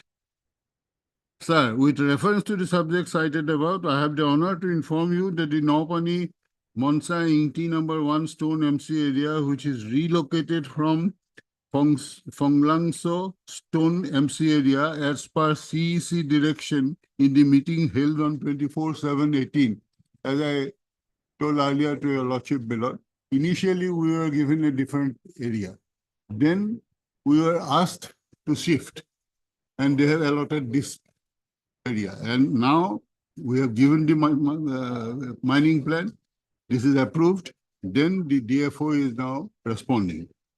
With reference to the subject cited above, I have the honor to inform you that the Naupani is so-and-so area, which is relocated from so-and-so as per CEC direction in the meeting held on 24/7/18 regarding relocation and shifting of the approved mining plan, which settled in favor of Kodam Tengpi, or the petitioner, Milord. In this connection, the contractor has applied for additional quantity of 50,000 metric stone from his re-allotted stone quarry, and the contractor has submitted approved mining plan of North Manchu government land relocated as per relocated approved mining by your letter, the reference. The additional quantity recommended is 50,000 metric cube stone for 5 years as per provisions of Rule 52, one of the Assam rules. An environment impact assessment and environmental clearance certificate to be submitted by Kodam Therapy. So this is a condition. Milord, I have to give that certificate. Environmental clearance certificate. Now, next paragraph is very important for us. The proposed site has been recognized as non-agricultural bare land, and the proposed site is outside the 10-kilometer eco-sensitive zone of Kaziranga National Park and does not recognize as no development zone. Besides, there are no any permanent elephant corridor in the vicinity of the proposed site. What more clarity one can hope to get? It is beyond 10 kilometers of the eco-sensitive zone. That's what the DFO is saying. He has to give that as per the earlier order. He is giving that. Your officer. And, Milord, we were removed from there because possibly it was within 10 kilometers. And therefore, en bloc, it was given to a new area. So there is no doubt that we are located 10 kilometers away, outside the 10-kilometer eco-sensitive zone of Kaziranga National Park. And I may tell your Lordship, this eco-sensitive zone for Kaziranga has not yet been notified. And they have not, and I said it, they have deliberately not placed that proposal which they have sent to the central government for your Lordship perusal.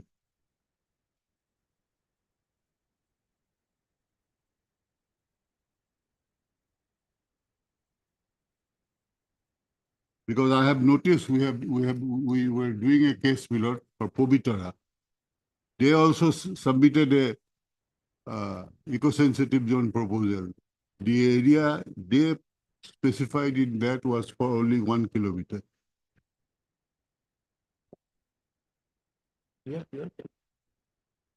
But that apart, Milord, we are clearly outside 10 kilometers. It is their document. I am not saying anything more.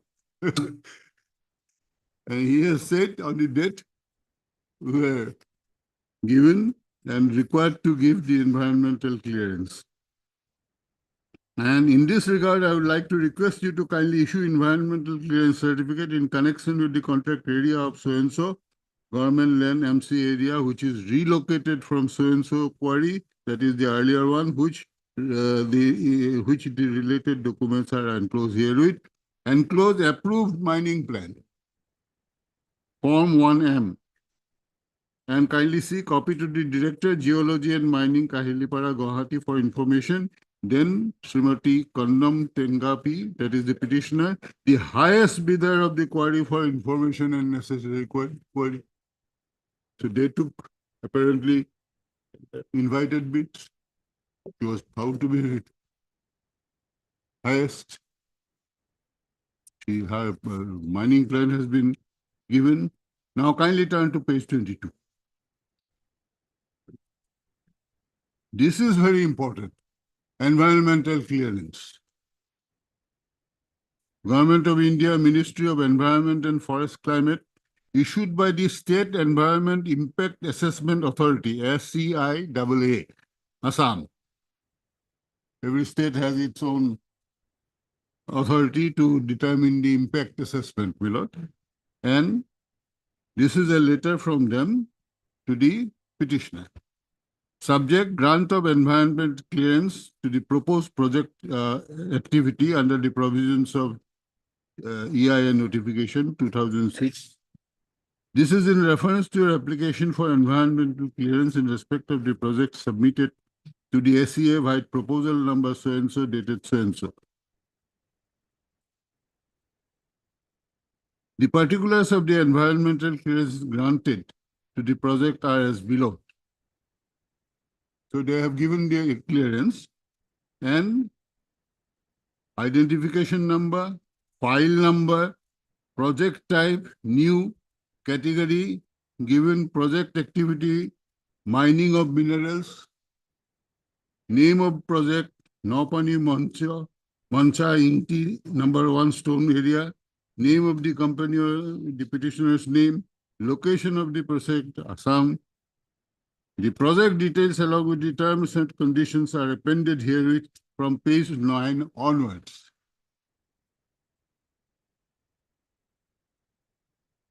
Note, a valid environmental clearance shall be one that has EC identification number and E-sign generated from so-and-so. Please quote identification number in all future.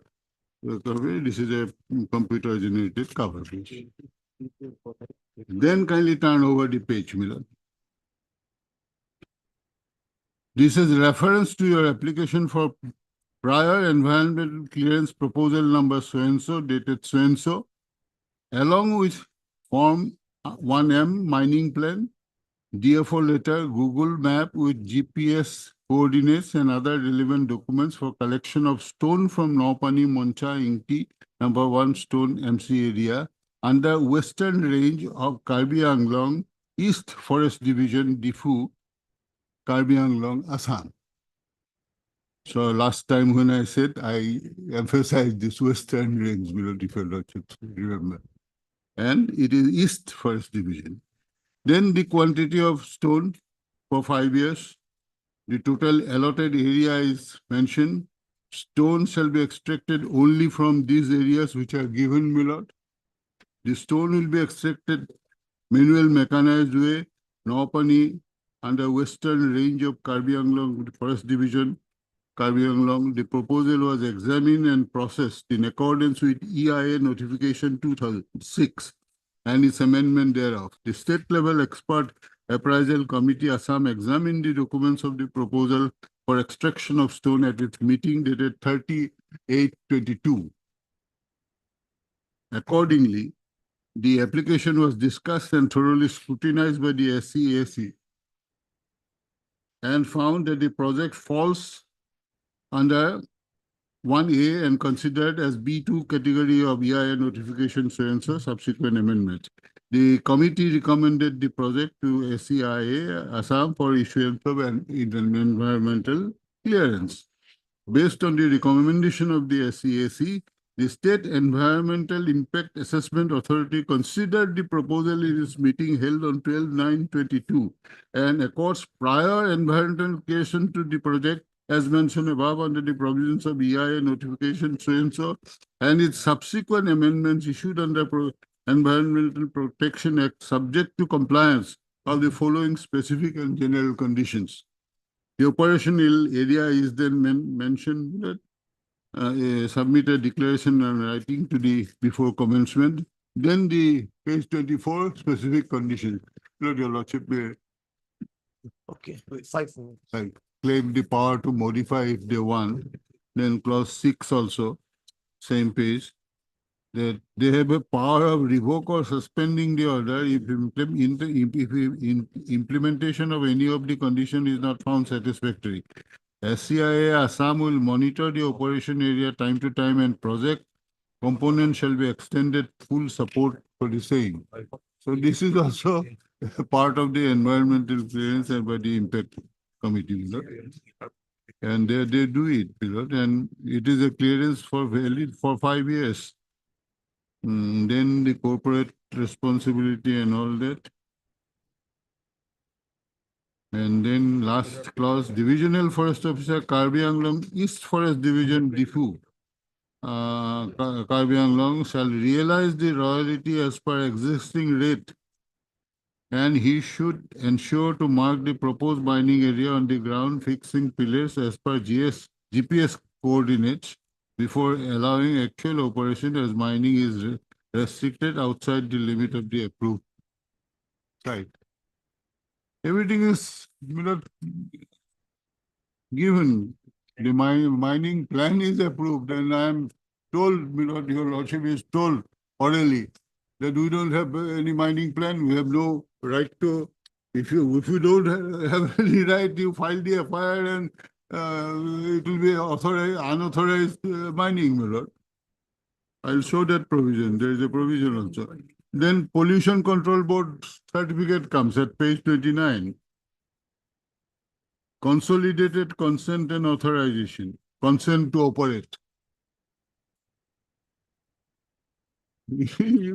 I am really surprised to hear these kind of arguments, you know.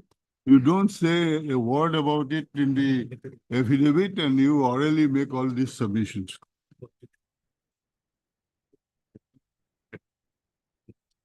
Then consent to operate under provisions of Water Act and Air Act. Validity till 31/3/25. Consent to operate. Consent to operate under section 25 and 21 as amended on the rules frame so and so. Name of the unit, petitioner's name, then all this, stone quarry, everything, raw material and all that is there. Page 30, product is the stone, capacity, and for 5 years it is given. And then, my lord, kindly turn to Roman 14.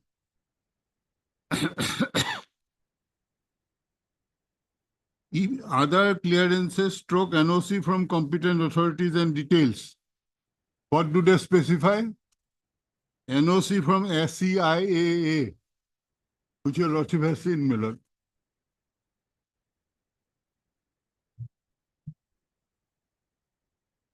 And now, when I finally show their affidavit, my lord, they will say the wildlife authority's affidavit of clearance is not there.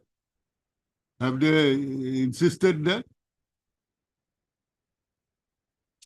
There is no provision under the Act and that Wildlife Act for anything of that kind. So this is other clearances NOC. There is a clause, and they are mentioning only NOC from SCIA, which I have already shown. Project authority shall install a display boards in there. Some plantation area has to be done.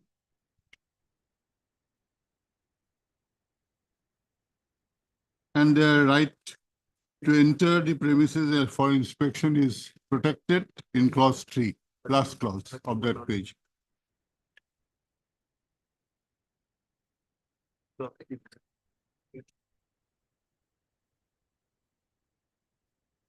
Then mirror turn over the place.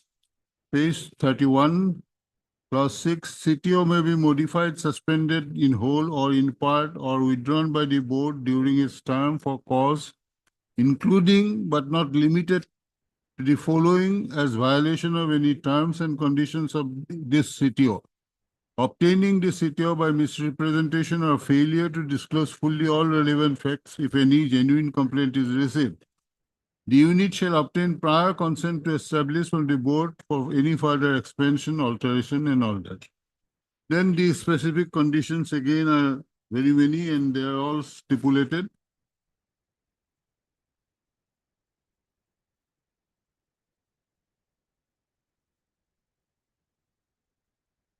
And next page, clause 12, project proponent shall comply with Assam Mineral Concession Rules 2013. That is also a condition. Then 14, Millet. The unit shall comply with all conditions specified in environmental clearance issued by SEA, IAA, Government of Assam, identification number so and so. So this is already there. We have shown that the impact assessment committee's clearance. And then comes, my lord, this order at page 33. This is the impugned order, 29/1/2025, by the Divisional Forest Officer, Karbi Anglong East Division. He is writing to the Range Officer, Northeastern Range, Parkap Pahar. This is the region, my lord, Parkap Pahar. Suspension of mining operation in the stone quarries falling within the proposed eco-sensitive zone of Kaziranga National Park and Tiger Reserve and within default eco-sensitive zone of Kaziranga National Park and Tiger Reserve. Decision of the meeting held on 26/27/2025 under the chairmanship of the Honorable CM on the matter related to mining in the proposed eco-sensitive zone of Kaziranga National Park and Tiger Reserve and other related matters. He refers to that meeting.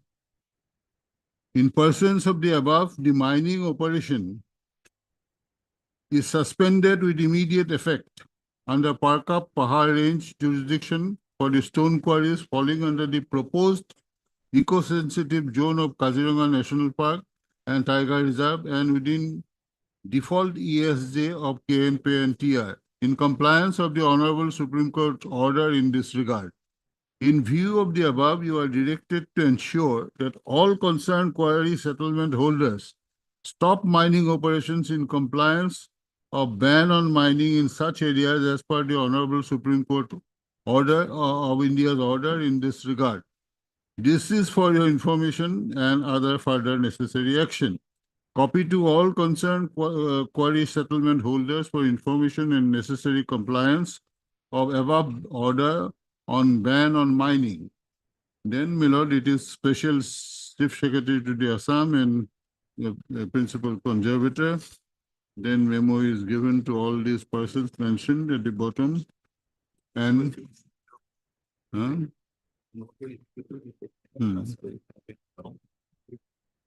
he has given to all the authorities.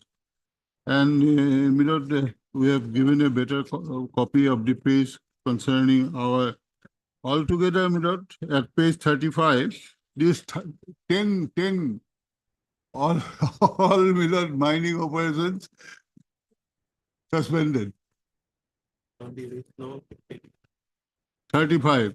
And 3 and 10 are the two persons for whom we are filing these writ petitions. And for a better copy, my lord, at page 34, we have said suspension of mining operation in the stone quarries falling under the proposed eco-sensitive zone of National Park and Tiger Reserve and within default so and so. So this and 3 and 10 were the petitioners. Now, pursuant to Supreme Court orders. So this is all. Only one thing I will show, my lord. Kindly turn over to page 21 for a moment. You must be consistent in what you say. People act on your orders conferring the rights. You can't put people to this kind of a terrible situation of loss. This is DFO's order in 11/7/22. Environmental clearance certificate against so-and-so is given. That paragraph 2 I emphasized below while presenting.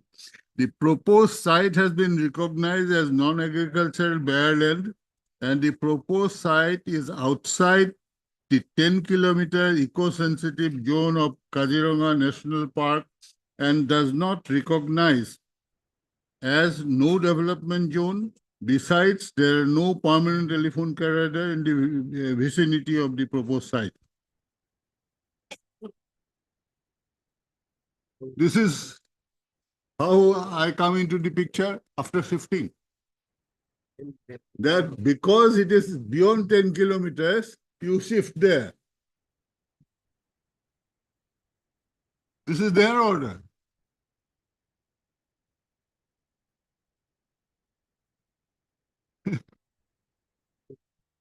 And now they are saying it is within the eco-sensitive zone, which is not yet defined because notification has not yet come yet. They are working on it.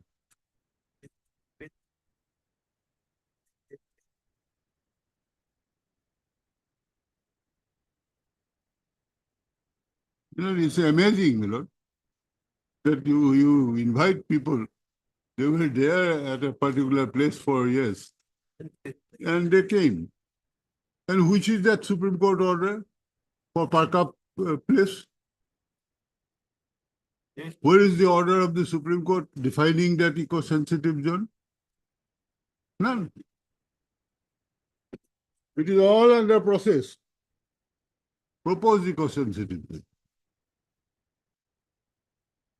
Absurd, Milord. It is absolutely arbitrary at its extreme, Milord. I mean, to 10 people shifted from a different place and settled there. They have mining plans have been approved. They are giving their dues.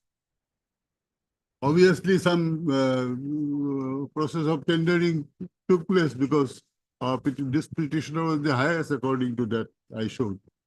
So, Milord, I am operating. There is no complaint against us. None. What is the reason then? A complaint, anonymous, gets the highest priority. My lord's experience of men and matters is certainly more than I have. Have your lordship seen somewhere that an anonymous complaint comes and the greatest priority takes place there? For whose benefit?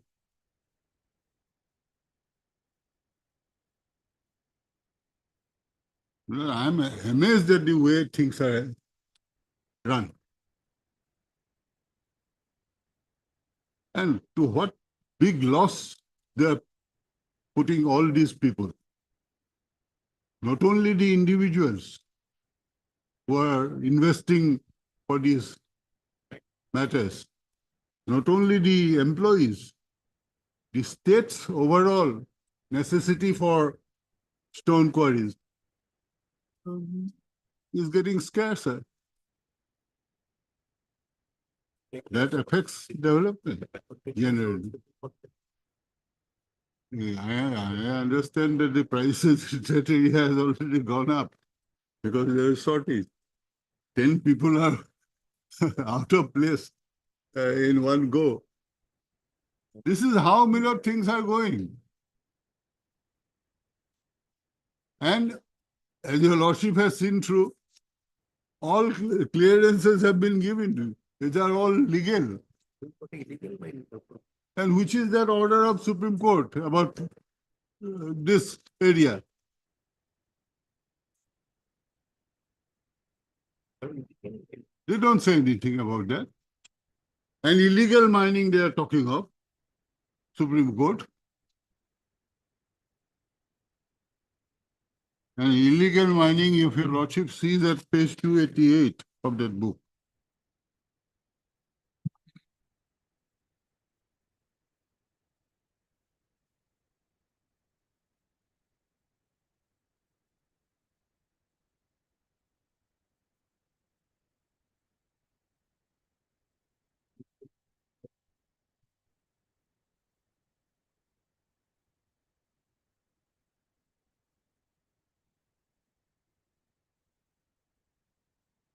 288, my lord, in that book. Part 4, miscellaneous, chapter 12. What is illegal, unauthorized mining and consequences are specified. Page 288.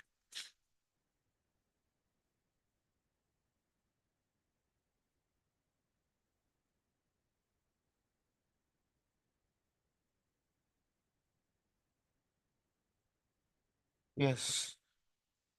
Any person undertaking any, Rule 63, my lord, any person undertaking any mining operations without a valid mineral concession granted under the Act and the rules framed thereunder in any area shall be deemed to be indulging in illegal and unauthorized mining and shall be dealt with in accordance with the provisions contained in the chapter.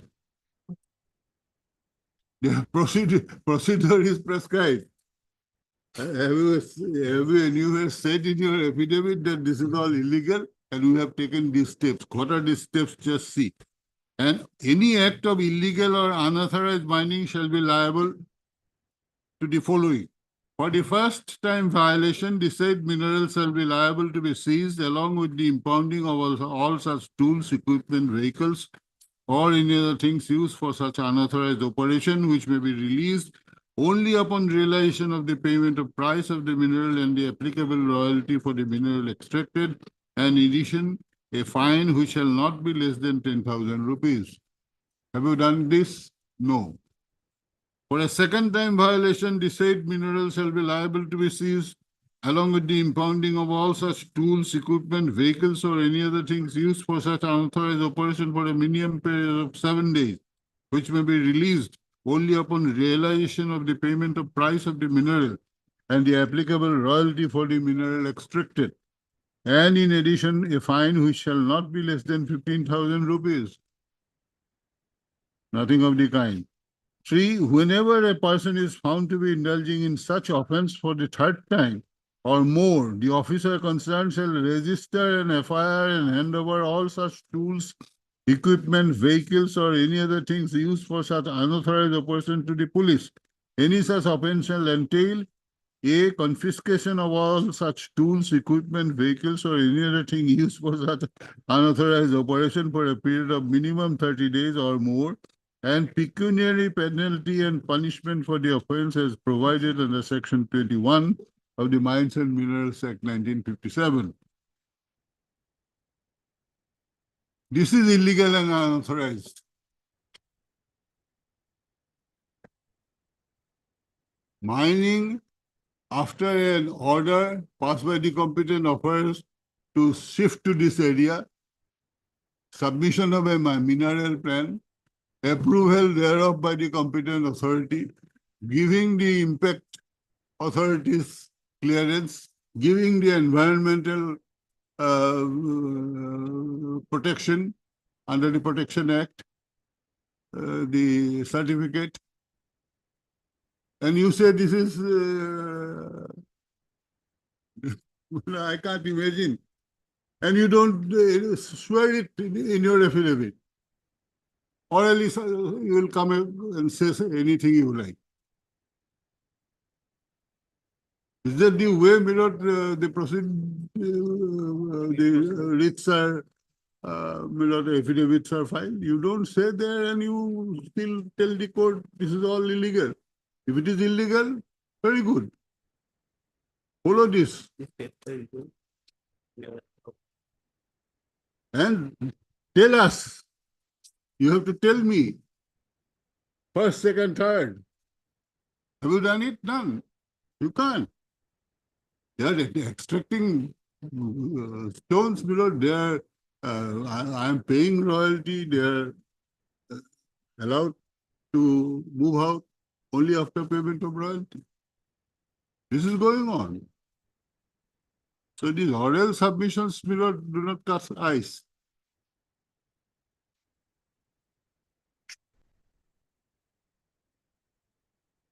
So this is what is illegal. Therefore now,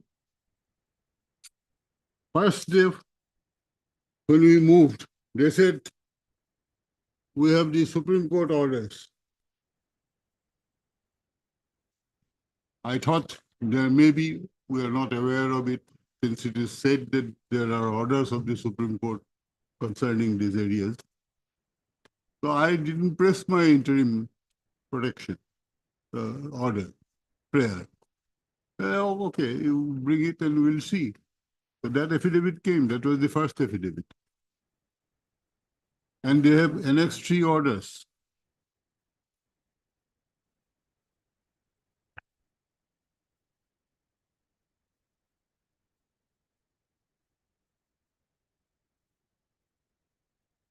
This is the affidavit in opposition of respondent number 15. Who is he? Secretary, Department of Environment and Forest, Karbi Anglong Autonomous Council. 3 orders are, my lord, Annexer 1 to 47 at page first order. Page 47, my lord. 12/4/19 order, among many others, my lord. At page 48, your lordship will find it, serial 7. Interlocutory application number so-and-so, stroke 19. Application for direction, illegal unauthorized mining in Kaziranga.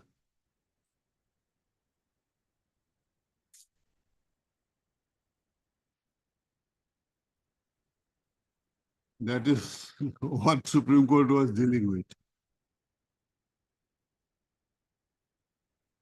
And then, my lord, so far their turn is concerned, your lordships will go to page 51.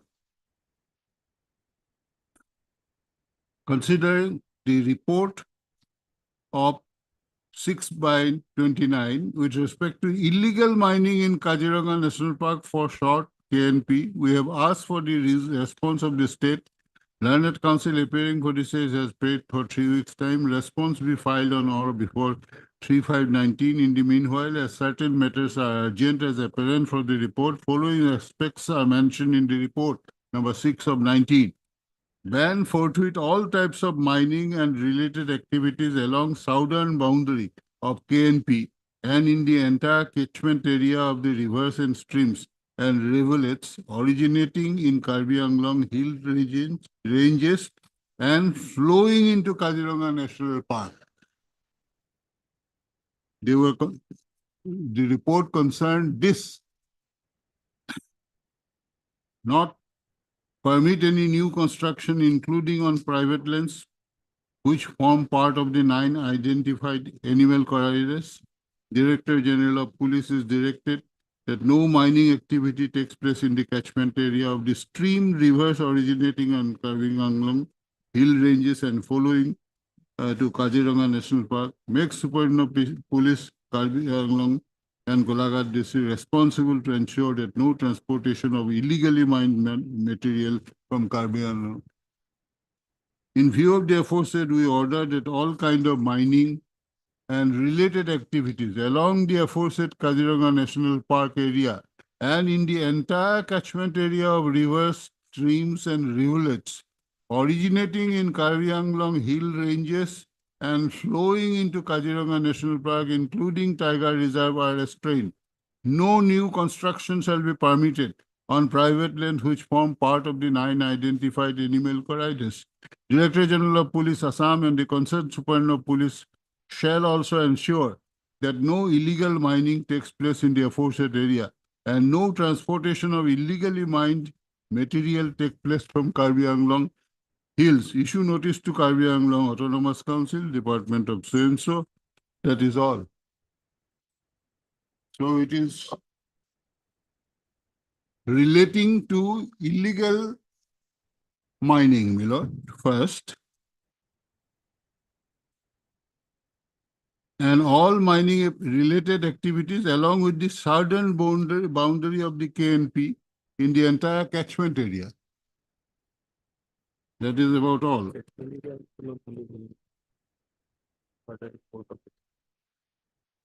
So this is the order. Then the second order is at page 53.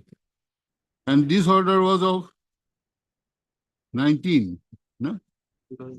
2019. It is 29, I think it is a typing error. This is 24. In the index, it should be not 29, it will be 19. Page 47. Then the order dated 20/11/24, page 53.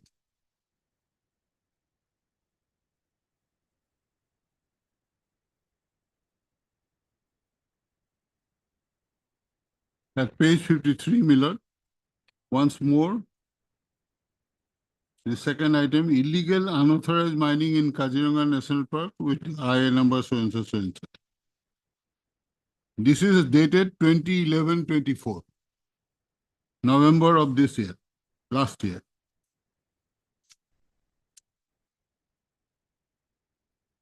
আমার কি ঠিক উপরে কই?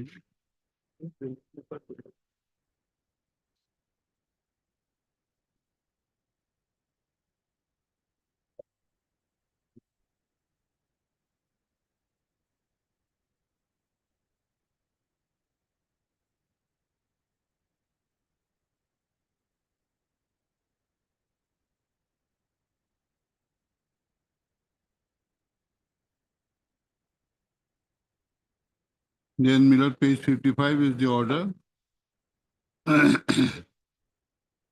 Pursuant to the order passed by this court dated 13/3/24, the state of Assam as well as Karbi Anglong Hill Council have filed their affidavits of compliance. In the affidavit dated 13/9/24, filed by the state of Assam, it is stated that an elevated corridor approximately of 30.4 kilometers was proposed as a wildlife friendly measure. That is Kaziranga, that elevated thing that has been going on, not yet started, but it was concerning that.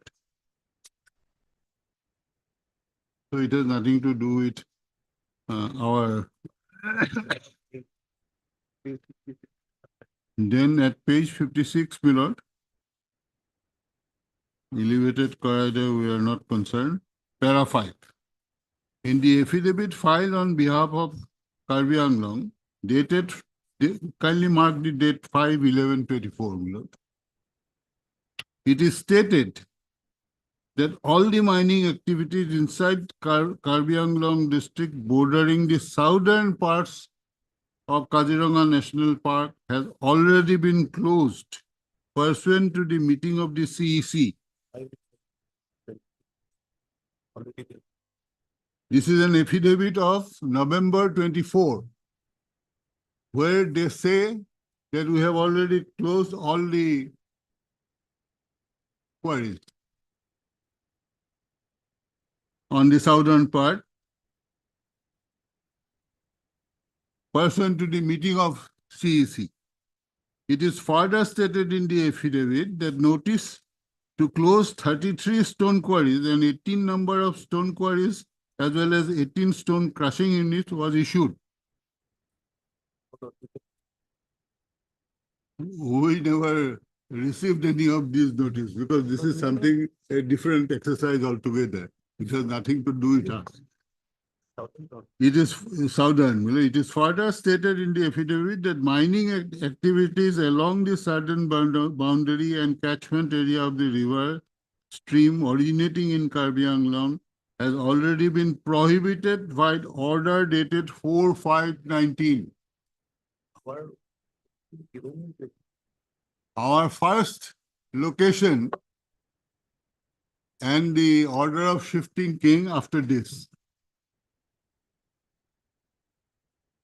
After the new order, new mining plan, and your lordship has seen the chain of clearances we had to obtain. All after this. So the affidavit is of November 24. All closed. Now in the impugn order, date is 29/1/25. I am sure you are not swearing a incorrect affidavit before the Supreme Court on 24/11/24 that all illegal mining is closed.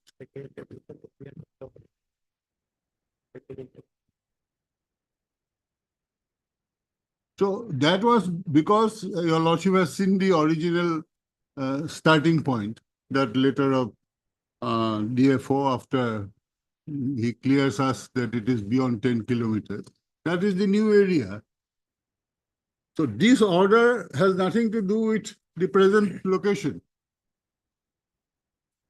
From the date itself, the affidavit is of 5/11/24. Can you swear it that you have closed this 10 on that day? Then why are you again issuing that order on 25/1/29? 25, no? 25. 29/1/25. Present order, which you are impugning. If you have already closed, but your lordship has seen the time taken after the shifting order, we had to prepare the mining operation as required under the rules. It was cleared, then the other impact assessment, then the environmental protection clearance, all this followed. It took about more than a year when we started. Now, in the affidavit filed on behalf of Karbi Anglong of 5/11/24, it is stated that all mining activities inside Karbi Anglong district bordering southern parts of Kaziranga National Park has already been closed pursuant to the meeting of the CEC. We are in the western part of the eastern area. As your lordship has seen, we are under the Western Division Western part of the eastern area. and East Division of the Forest Department. So it is nothing to do with the present location. It was with regard to the earlier, whatever it is. And then, my lord, it is further stated in that notice to close 33 stone quarries and 18 number of stone quarries as well as 18 stone crushing units was issued. It is further stated in the affidavit that mining activities along the southern boundary and catchment area of the river stream originating in Karbi Anglong Hills has already been prohibited by order dated 4/5/29. 19. 4/5/19. So they have closed all this on 4/5/19. Passed by the Deputy Commissioner Karbi Anglong. The affidavit also places on record a letter dated 7/5/24 issued by the Divisional Forest Officer stating that no new order for lifting the closure of the quarries has been issued. So whatever was done in 2019, they have not allowed it further. So it was closed and no new order has come for those areas. We therefore find that KSC has also taken necessary steps to stop the illegal mining in the areas bordering KNP. We therefore close the proceeding insofar as these two issues are concerned. That's your lordship's order of the Supreme Court. Next is Milord Punjab. We are not concerned with that. So November 1st, 2019, they have closed. Then they are swearing an affidavit in November 24 before the Supreme Court to say that everything is closed. If they were thinking of our area, could they have written that? Obviously not, because we come into the picture after 19. the shifting, after 19, and into a new area as allotted by them. It is not our choice, it is their choice. So this is the second order. I don't know. These are the two orders. Real. No.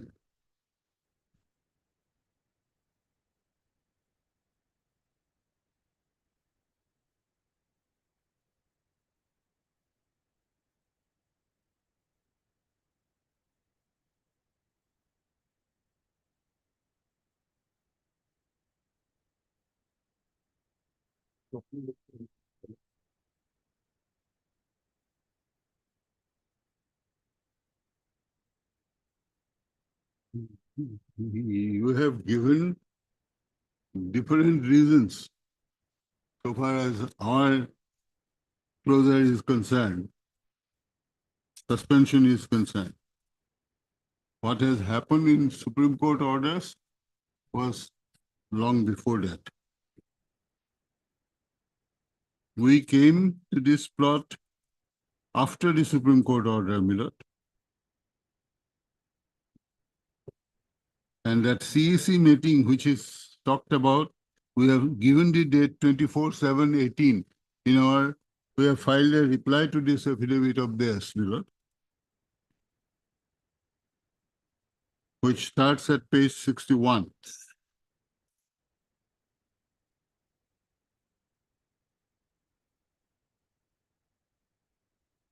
If your lordships have a look at that.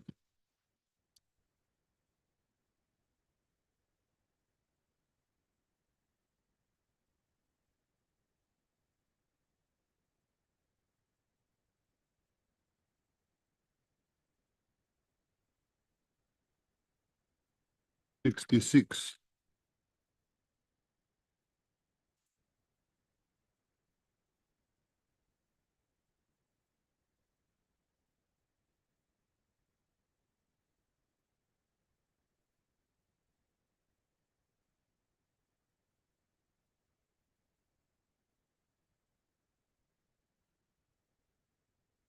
Therefore, we said this Milord entire position at page 65.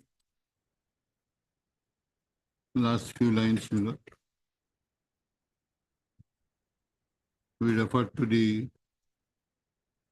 letter of the DFO 11/7/22 and his assertion that he is shifting us beyond 10 kilometers of the KNP.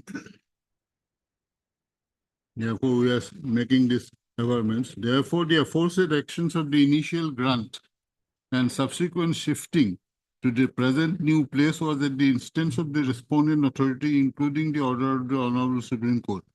Accordingly, the order dated 9/5/2002 of the Honorable Supreme Court has not in any way violated and the petitioner duly complied with the orders of the Honorable Supreme Court. Therefore, the petitioner begs to state that the actions of the respondent directing the petitioner to shift to the present new site at Norpon Stone Quarry number 1 is after the orders of the Honorable Supreme Court and in compliance with the orders, other requirements of law. Further, in the facts and circumstances of the present case, there is no scope for application of para 1(4) of the order dated 9/5 in the case. As regards para 13, deponent begs to state before passing the order dated 11/12/18. That is the order of Justice Lokur. I will place the Supreme Court judgments, Milord. The Central Empowered Committee conducted a meeting on 24/7/18 regarding relocation and shifting of the approved mining plan of the petitioner, and as per decision of the Central Empowered Committee, the quarry of the petitioner was relocated to a place which is a non-agricultural land beyond 10 kilometers from the Kaziranga National Park and Tiger Reserves, and a no development zone with no permanent elephant corridor in the vicinity of the proposed site. Moreover, the order dated 11/12/18 was concerning only 21 national parks and wildlife sanctuaries. That is the order of Justice Lokur. I'll place that, Milord. And Kaziranga National Park was not a part of the 21 national parks covered by the order, and as such, this statement is denied being erroneous and incorrect. As regards para 14 and 15, it may be stated after the order dated 12/4/19, there are subsequent orders by the Honorable Supreme Court in the same proceeding which permitted mining on pan-India basis beyond 1 kilometer. I will place those judgments, Milord, if necessary. The orders dated 26/4/23 and 28/4/23 of the Honorable Supreme Court in the same proceeding permit mining beyond 1 kilometer of the boundary, Milord. Therefore, the order dated 12/4/19 is no longer operative and it is merged with the latter orders of the same proceedings. As mentioned here in above, the orders of shifting of the mine operators to the present site was only after the report of the CEC and the order of the apex court. It is thus clear that the permission and other direction to shift to the present place have been after 12/4/19 and 4/5/19, after complying with every requirement under the law. Therefore, the stone quarry of the petitioner strictly complies with all the requirements of the relevant laws and directions of the apex court and is allowed to be operated only after 12/4/19 and 4/5/19. After fulfilling the necessary compliances, and as such, the statement made in this paragraph are incorrect and denied. That as regards para 16, it may be stated that the steps pursuant to the order of the Honorable Apex Court in regard to illegal mining. The quarry of the petitioner has been established after the Honorable Court's order dated 12/4/19 with due permit from the Pollution Control Board and the SIA and doesn't fall in any view of the matter in category of illegal mining. Therefore, order of the Honorable Supreme Court will not cover the case of the petitioner.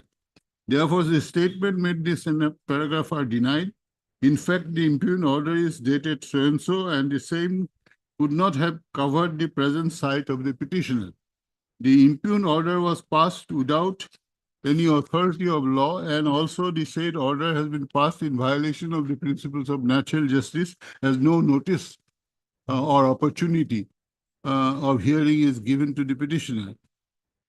The statements made in 17 are there. This paragraph they have shown as submission, not in their affidavit. The statements made in para 17 are not correct and the same are not admitted. It may be mentioned that to the knowledge of the petitioner, the eco-sensitive zone concerning Kaziranga National Park and Tiger Reserve are yet to be finalized and notified.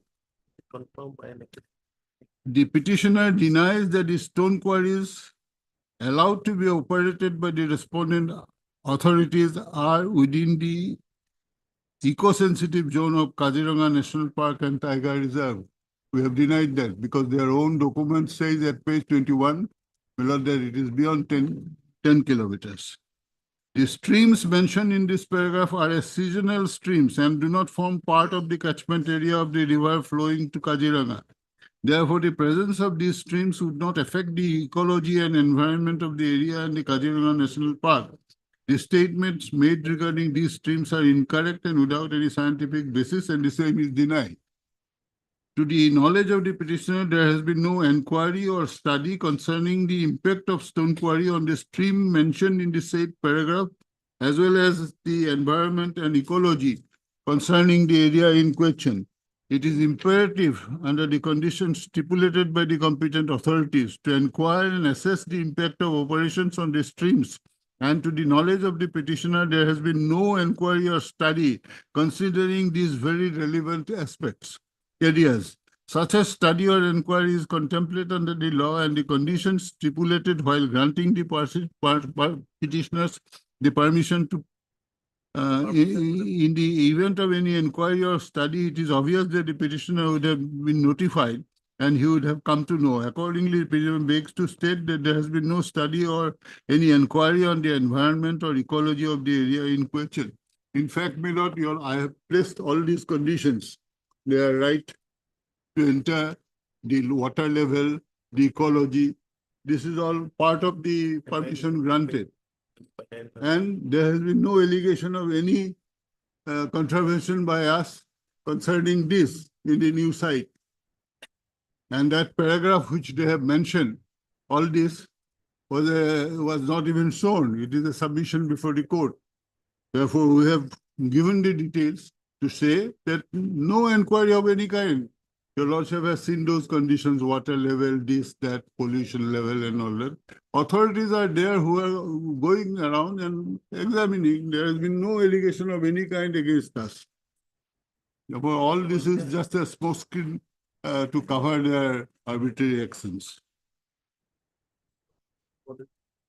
The petitioner begs to say that there has been no inquiry or study concerning the effect on the environment and ecology, and as such, the impugned decision to suspend the entire mining operation is illegal and without any authority of law and violates the principles of natural justice. Therefore, it is stated that impugned order is unsustainable in law and the same is perverse. It may be mentioned that the maps annexed to this affidavit of opposition is a map of aerial view and a KML and doesn't correctly depict on the ground distance from the boundary of Kaziranga National Park and the stone quarry of the petitioner. It is reiterated that the distance of the stone quarry of the petitioner from the boundary of National Park is beyond 10 kilometers.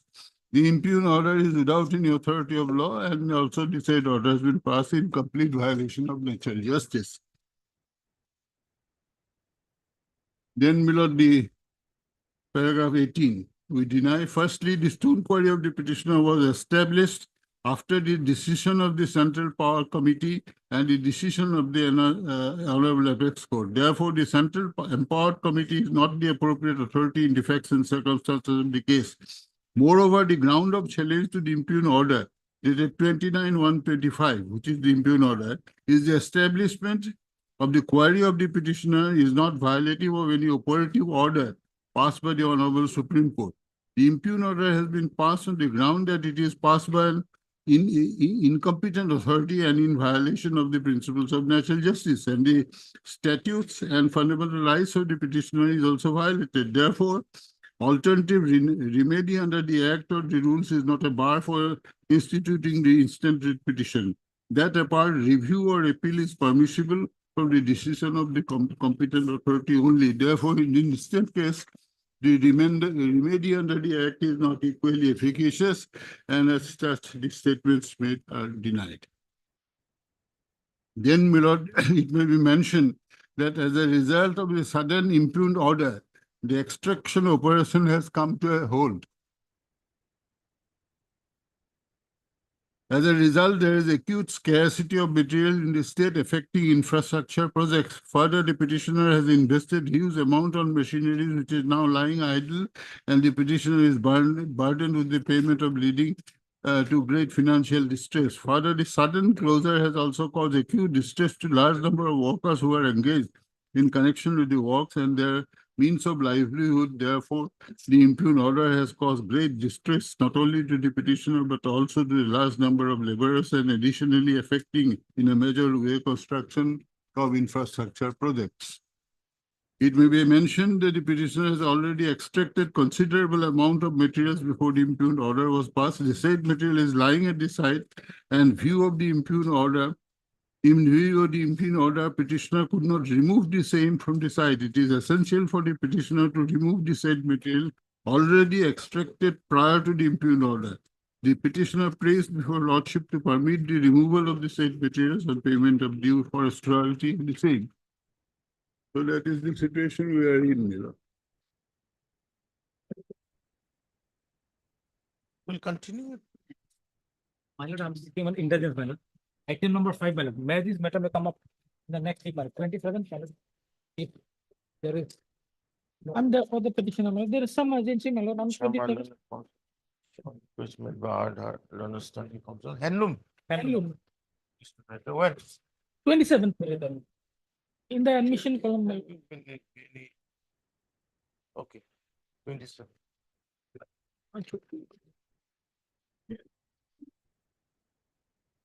First up, and second up, I have problem, my lord. I am to go to hospital. My wife is to undergo surgery, my lord. Oh, My lord. we can't So stop second him. up, not possible for me, my lord. We can't stop him. Okay, on request made by Yashikta and council for the petition. When do you want? My lord, 8th of April. 8 or 10, any date of 8 or 10. It's your choice. My lord, 8 or 10, my lord. 8. With your lordship permission, I would like to mention an item for listing lordship tomorrow. At today's morning matter which I have withdrawn lordship, if may recall. Okay. Obliged.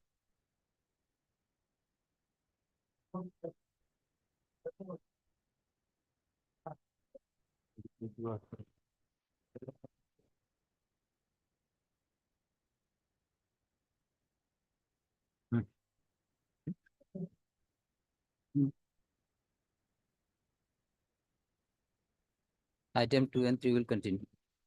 May please.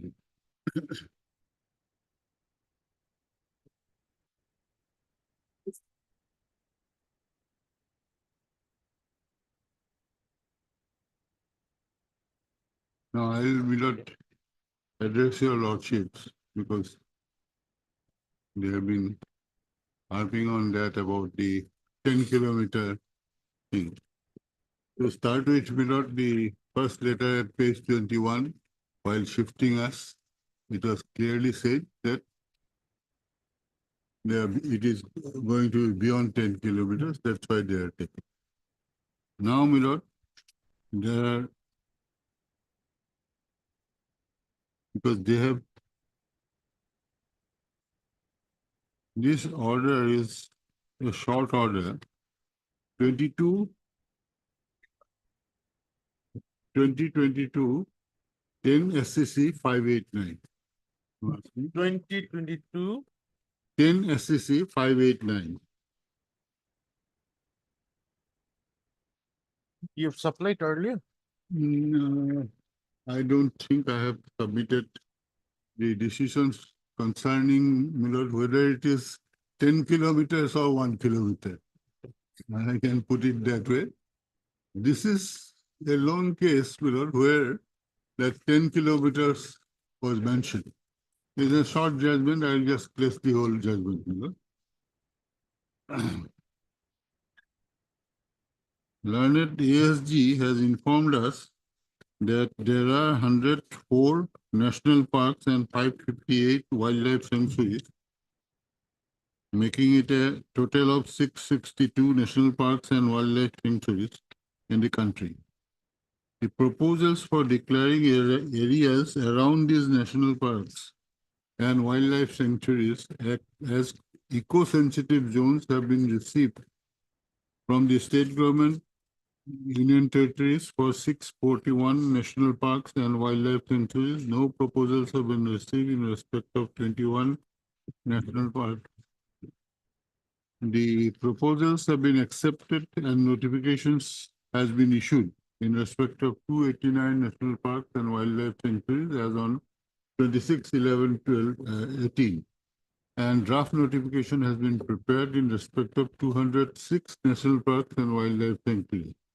The declaration with regard to eco-sensitive zone is under process with the Ministry of Government, Environment and Forest and Climate Change, as well as with the state government in respect of 146 national parks and wildlife sanctuaries. We expect the Ministry of Environment, Forest and Climate Change to actively pursue the preparation of the draft notification and to issue a final notification at the earliest.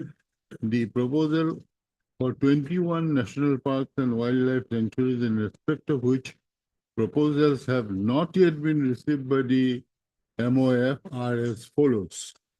This is Assam Povitara Sanctuary.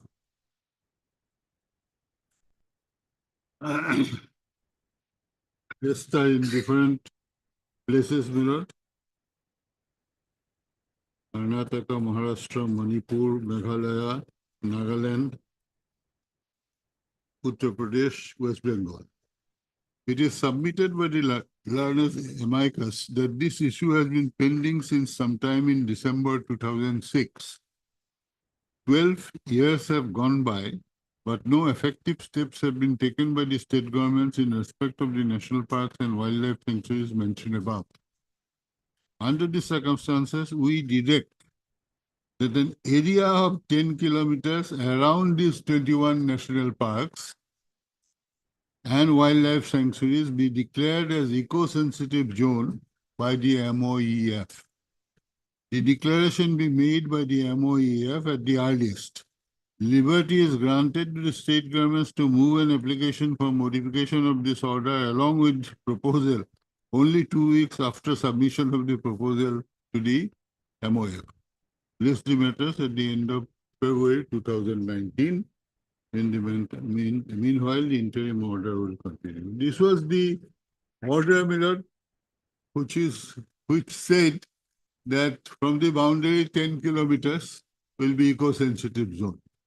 This, Milord, the Supreme Court in this very proceeding has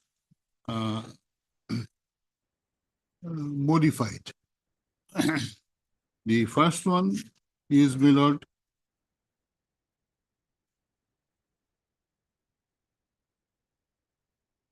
(2210) SCC, page 544.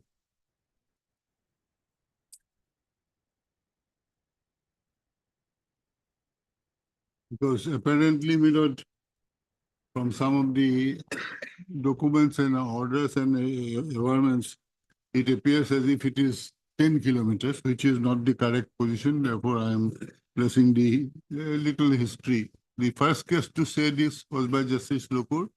Out of this frustration that nothing has been done for last 12 years. So he said, keep 10 kilometers from the boundary. Then, mirror, that came to be first dealt with in 2022, 2022, 10 SCC 544.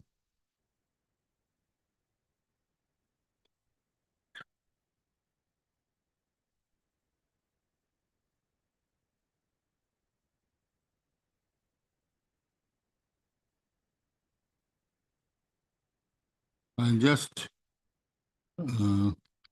take your lordship straight to paragraph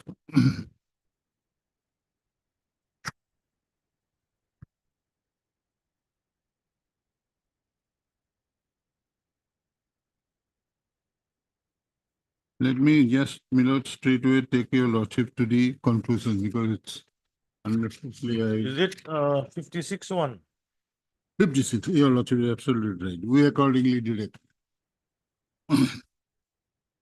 Each protected forest, that is national park or wildlife sanctuary, must have an ESG, economic eco-sensitive zone, of minimum 1 kilometer, measured from the demarcated boundary of such protected forest in which the activities prescribed in the guidelines dated 9/2/11 shall be strictly adhered to. For Jamua Ramgarh Wildlife Sanctuary, it shall be 500 meters so far as subsisting activities are concerned. So this is where it says that it will be 1 kilometer from the boundary. In the event, however, the ESG is already prescribed as per law. That goes beyond 1 kilometer buffer zone, the wider margin as ESG shall prevail. If such wider buffer zone beyond 1 kilometer is proposed under any statutory instrument for a particular national park or wildlife sanctuary awaiting final decision in this regard, then till such final decision is taken, the ESD covering the area beyond 1 kilometer as proposed shall be maintained. Therefore, court's decision is 1 kilometer, but if there is a statute which has extended beyond 1 kilometer, then that will come, provided it becomes a law. In the event, however, ESG is already prescribed as per law, what that goes beyond 1 kilometer, the wider margin shall prevail. If such wider buffer zone beyond 1 kilometer is proposed under any statutory instrument for a particular national park and awaiting final decision in this regard, then till such final decision is taken, the AC covering the area beyond 1 kilometer as proposed shall be maintained. So if you have a law that will come into effect, then it will be different. Otherwise, it will be 1 kilometer. Then, my lord, the principal chief conservator of forest, as also Home Secretary of each state of Union, shall remain responsible for compliance of the said guidelines as regards nature of use within the ESG of all national parks and sanctuaries within a particular state or union territory. The principal chief conservator for each state and union territory shall also arrange to make a list of subsisting structures and other relevant details within the respective ESGs forthwith, and a report shall be furnished before this court by the principal chief conservator of each state and union territory within a period of 3 months. For this purpose, such authority shall be entitled to take decisions of permanent, we are not concerned. Then 56(4). Mining within the national parks and wildlife sanctuary shall not be permitted. Mining within the national parks and wildlife sanctuaries will not be permitted at all. Your Lordship will find that this has been slightly modified in a subsequent days. I'll show that.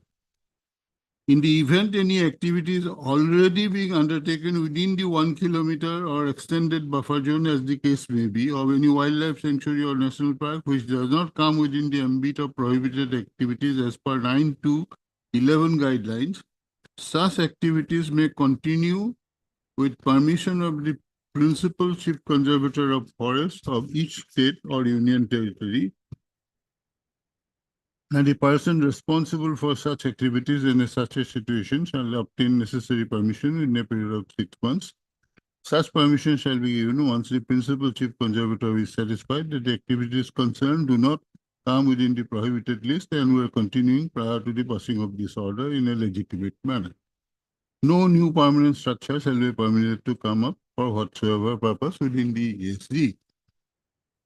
Then, my lord, minimum width of ESG may be diluted in overwhelming public interest, but for that purpose, the state or union territory concerned shall approach CEC and modify an MOF, and both these bodies shall give their respective opinions and recommendations before this court. On that basis, court shall pass purported order. In the event MOF and CE Standing Committee of National Board or any other person having special interest in environment consider it necessary for maintaining a wider or larger ESG in respect of any national park or wildlife sanctuary, such body or individual shall approach CEC. In such a situation, CEC shall be at liberty to examine the need of a wider ESG in respect of any national park or wildlife sanctuary in consultation with all stakeholders, including the state or union territory concerned. MOF, also the Standing Committee of the National Board for Wildlife, and then approach this court with its recommendations. That is one situation. Then 56(8), in respect of sanctuaries or national parks, for which the proposal of a state or union territory has not been given, the 10-kilometer buffer zone as ESG, as indicated in the order dated 4/12/2006 in Goa Foundation, and also contained in the guidelines dated 9/2/11 shall be implemented. Within that area, the entire set of restrictions concerning an ESG shall operate till a final decision in this regard is arrived at. Then, my lord, for placing some orders, other cases we are not concerned.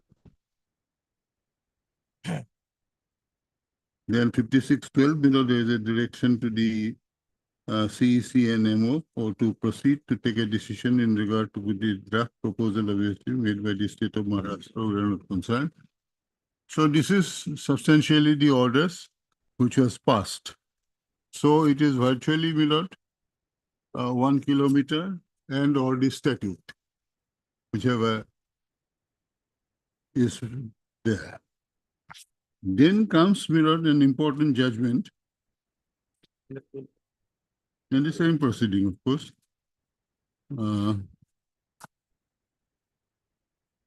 This is 2023 SCC Online SC 504.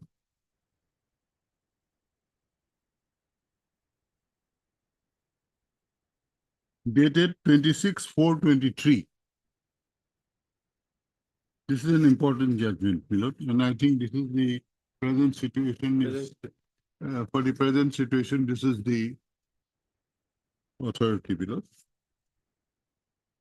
because it has modified the case just I indicated, Milord. As we go through, we'll see that, Milord.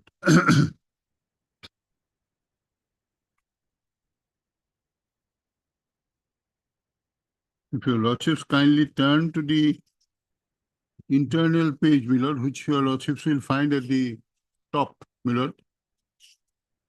Left-hand column top, page 8.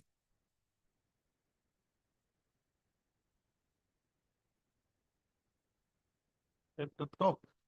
At the top, my lord, your lordship find SCC online, so-and-so, page 8, Friday, 25. Left side, my lord. No pitching and. Anyway, which one do you want to read?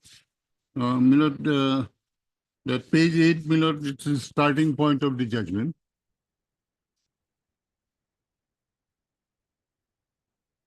It's very small letters, my lord, at the top.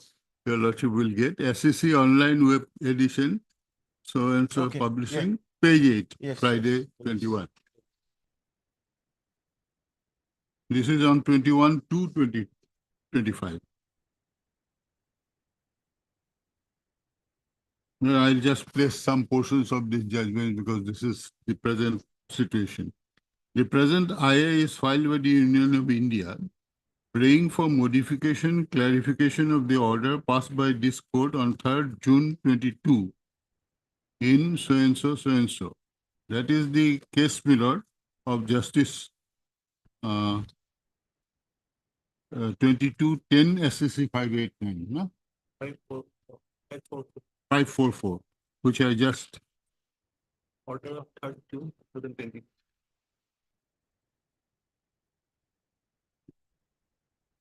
I have just placed that case. No? 22, 10 SCC 544. I have just placed it, my lord. That's the case.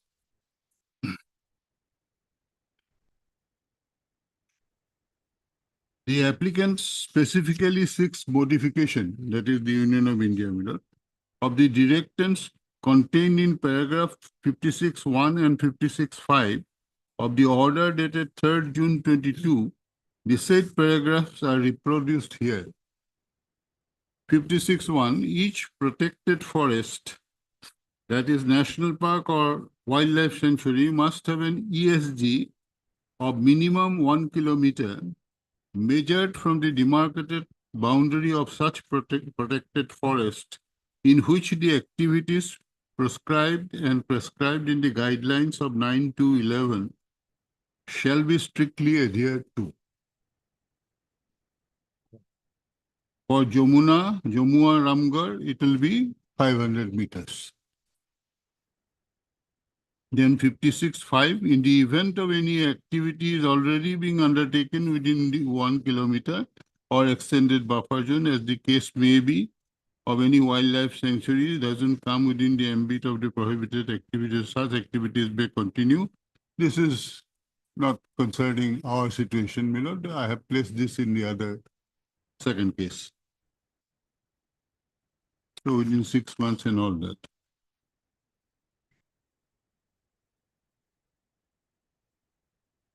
Then para 3, my lord.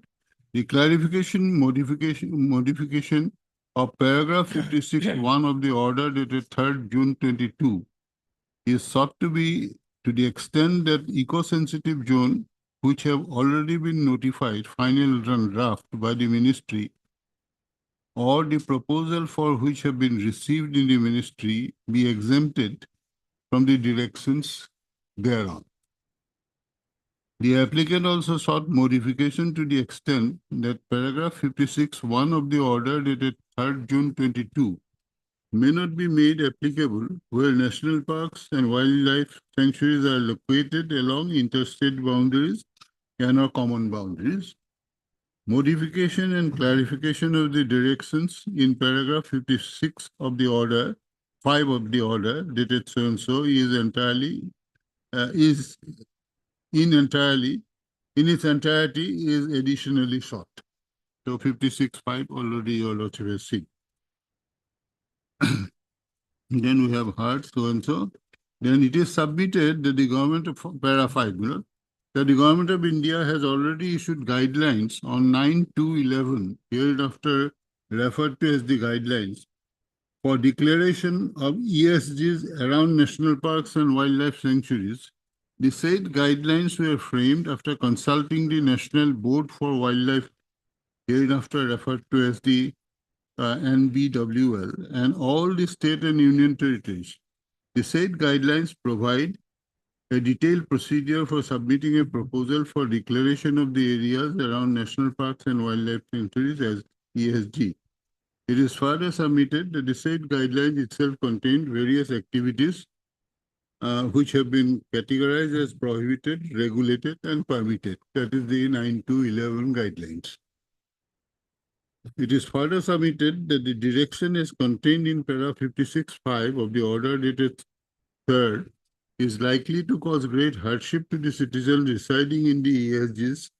It is further submitted the said direction provides that if any activity is already being undertaken within 1 kilometer or extended buffer zone and which does not come within the ambit of the prohibited activities, as per the guidelines, such activities may continue with the permission of the principal chief conservator of forest of each state or union territory, and the person responsible for such activities in such a situation shall obtain necessary permission within a period of 6 months.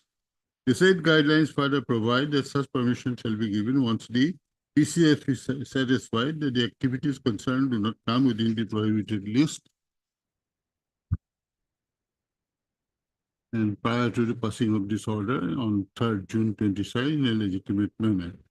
It is further submitted that the direction that no new permanent structure will be permitted to come up for whatever purpose within the ESG would also cause great hardship.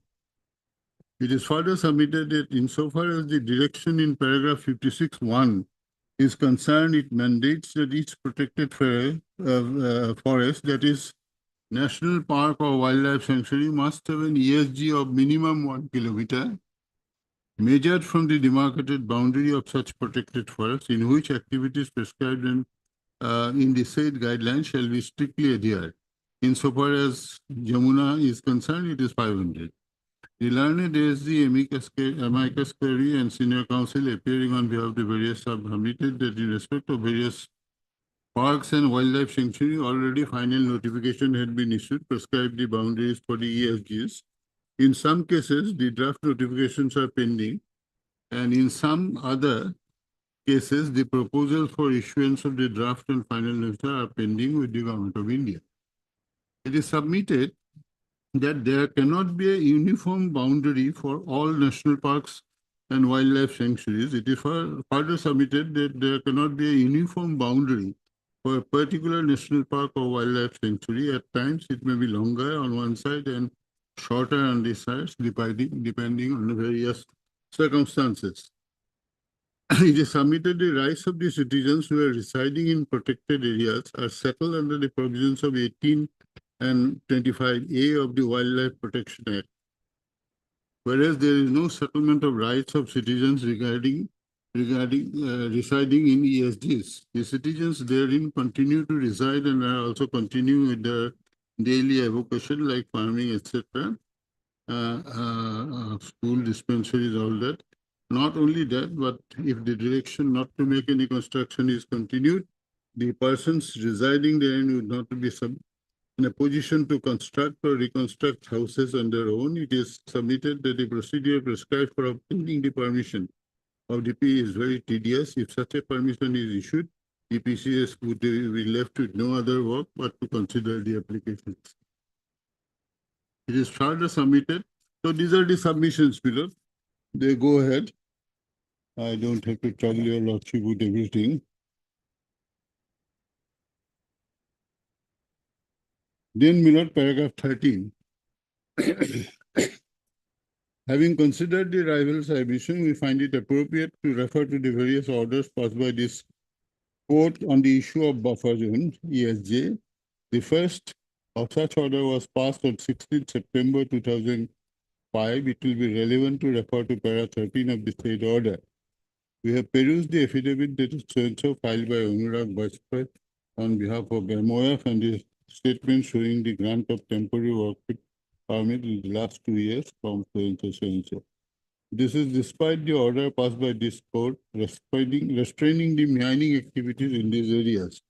Learned amicus committee submits that the inspection of the government record shows a dismal picture and he would shortly file an application for taking appropriate action against the persons concerned.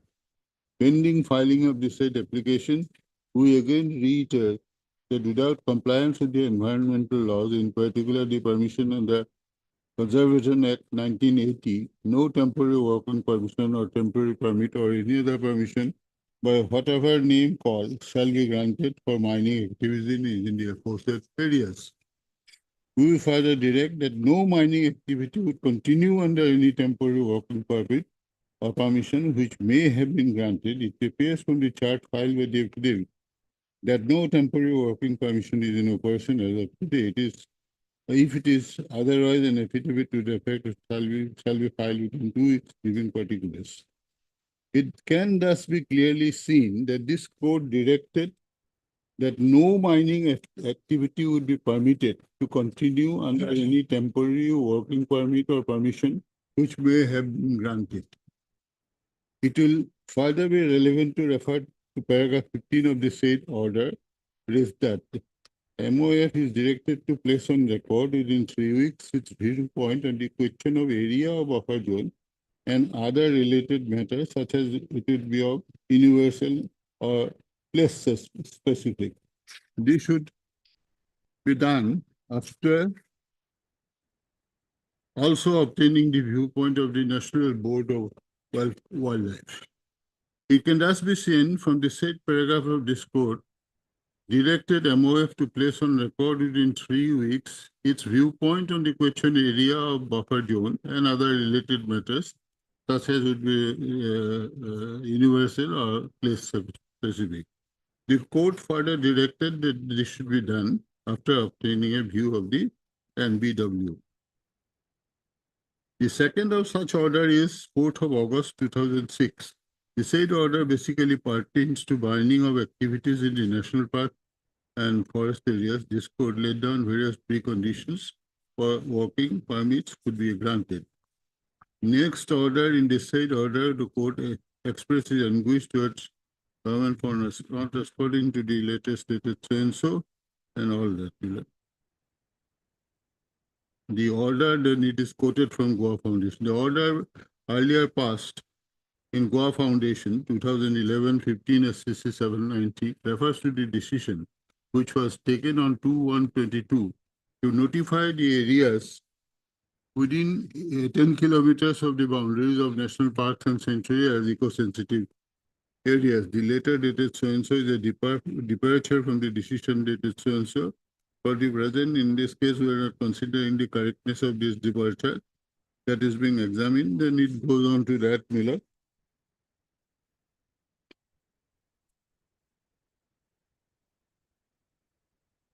It can be seen that this court refers at paragraph 20, Miller. The earlier order dated 30th January 2006, where a reference is made to the decision dated so-and-so to notify the areas within 10 kilometers of the boundaries of so-and-so. Though the order records that the later dated so is a departure from the decision of so-and-so, the court observes that in the said case, the court was not considering the correctness of the said departure. Then the next case, Miller 21, the Goa Foundation case, it will be relevant to refer to the following observation. The result is that the order passed by this court saying that there will be no mining activity within 1 kilometers safety zone around the national park or wildlife, the sanctuary has to be enforced and there can be no mining activities within this area of 1 kilometer from the boundaries of national park and wildlife sanctuaries of the state of Goa. So this was confined to Goa itself. And there it was specified that 1 kilometer from the boundary will be the area of eco-sensitive zone. The court clarified that there shall be no mining activity within 1 kilometer of the safety zone around national park or wildlife, and that this has to be enforced. It also reiterated that there can be no mining activity within this area of 1 km from the boundaries of national park. The court refers to earlier order dated so and observe it will be clear from the order dated 4/12/26, 2011, that case of this court, that this court has not passed any orders for implementation of the decision taken on 21/1/2002 to notify areas within 10 kilometers of the boundaries of national parks or wildlife sanctuaries as eco-sensitive zone areas with a view to conserve the forest, wildlife, and environment. By order dated 4/12/26 of Goa case of this court, however, the Ministry of Forest and Government of India was directed to give a final opportunity to all the states and union territories to respond to the proposal and also to refer to the Standing Committee of the National Board of Wildlife, the cases in which environment clearance was already granted in respect of activities within the 10-kilometer zone from the boundaries of the National Wildlife Sanctuary and National Park. There is therefore no direction, interim or final, of this court prohibiting mining activities within 10 kilometers of the boundaries of national parks or wildlife sanctuaries. That's the finding. Mining within 10 kilometers, there is no prohibition. It could thus be seen that the court has specifically observed that the court had not passed any orders for implementation of the decision of 21st January 2002 to notify areas within 10 kilometers of the boundaries of national park with a view to conserve the forest wildlife. The court therefore clarified that there is no direction, interim or final, prohibiting mining activities within 10 kilometers of the boundaries of national parks and wildlife. So that position is clear. It will be relevant to refer to paragraph 18(7)(3) and 88 of the said order. Until the order dated so-and-so of this court is modified by this court in so-and-so, there can be no mining activities within 1 kilometer from the boundaries of national parks and sanctuaries in Goa.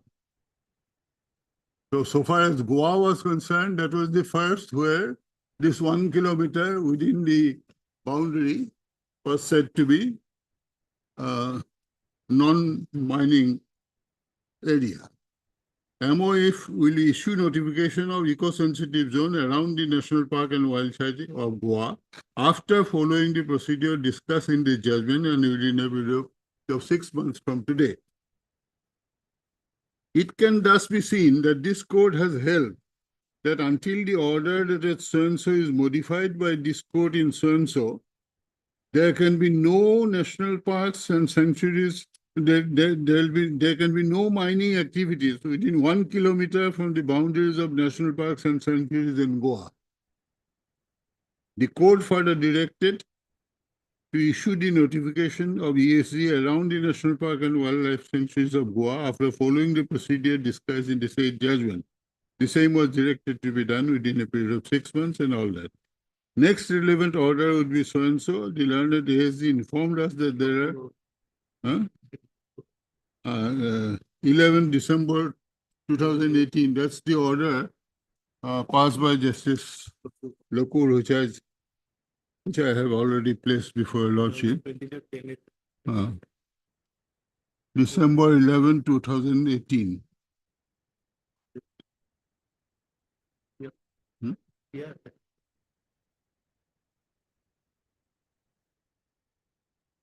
11 December. 20. The next relevant order would be 11 December 2018, which I placed before Lordship below. That is Justice Lokur's order, where it said that for 10 kilometers, that will be DLG. It will be relevant to refer to the following part of the said order. The learned ASG has informed us that is quoted below from the judgment itself. The entire thing is set out. I have already placed that before Lordship. Then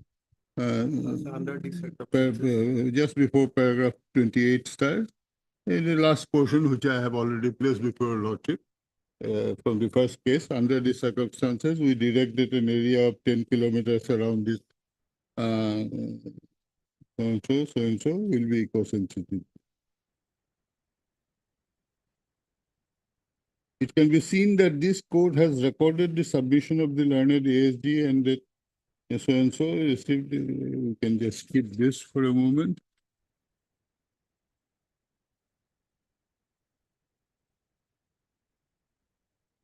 Why the if your lordship's turnover to the piece? Third line, the code then recorded 21 national parks and wildlife sanctuaries in respect of which proposals have not been received by the MOF, along with its anguish that though 12 years had been passed, no effective steps have been taken by the state government in respect of the national parks, sanctuaries named in the said order. Therefore, the code directed that an area of 10 kilometers around this 21, that's the order that will not, after being anguished by the delay that has taken place. So that is Justice Locu's first order, which I have placed below. It is to be noted that the learned judges of this court in the case of Goa Foundation had directed that the MOF shall follow the procedure of and issue notification of ESG under Rule 5 of the Environment Protection Rules 1986. The relevant provisions of the 86 rules are reproduced below. The central government may take into consideration the following factors while prohibiting or restricting the location of industry and carrying on of the processes of operation in different areas. Then all these are set out, the section itself is set out. I did not trouble your lordship with all the details of that provision.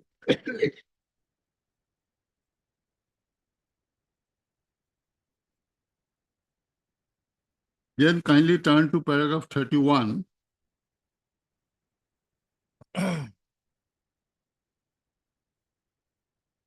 Then what is the procedure for declaring the ESG is set out under the Rule 5 of 1986 rules.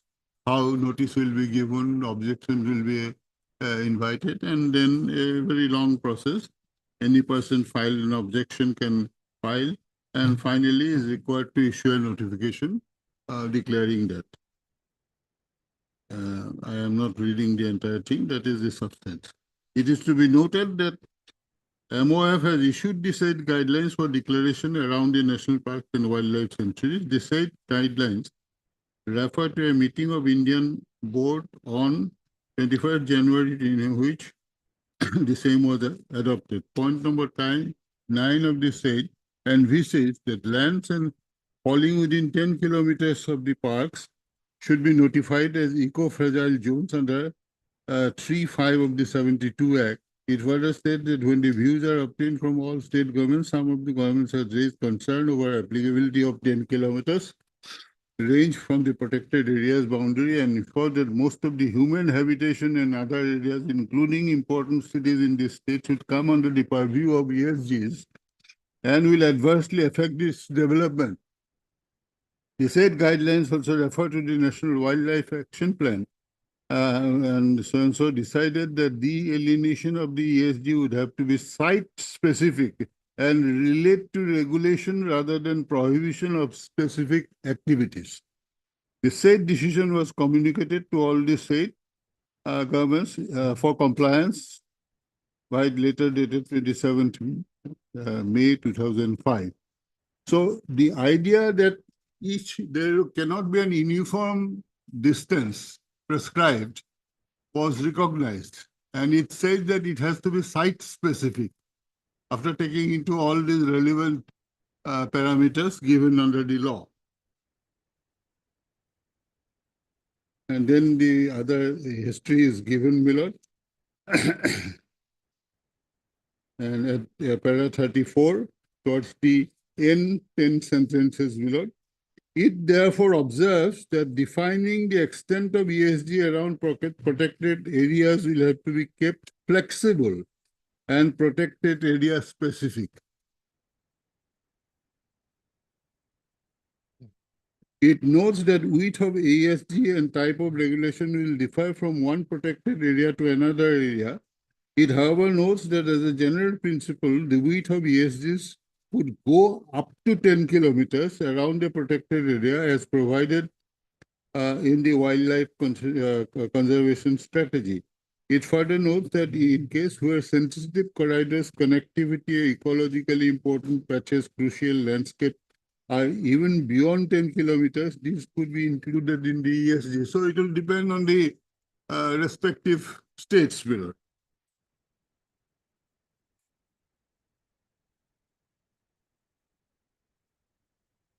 So that is discussed in the next few paragraphs. And how para 34 records how the committee under the chairmanship of Pranab Sen for identifying the parameters of designating ecologically sensitive areas was framed. The said guidelines thereafter state in all this is set out.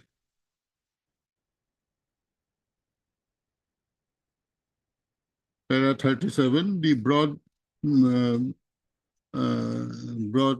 differentiation is prohibited areas, restricted with safeguards, and permissible. So this is how the guidelines were framed. And that is the guidelines which at page 40 is set out, and that is dated 9/2/11, Millard, which your lordship will find at page 24.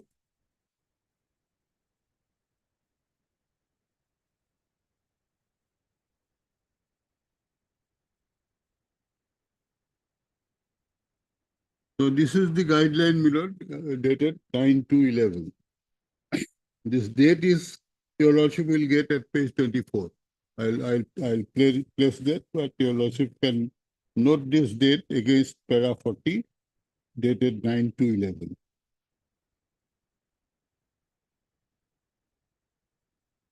So different items are there, then prohibited, regulated, and permitted. All these are characterized. Then so many things are there, that is all given, Millard.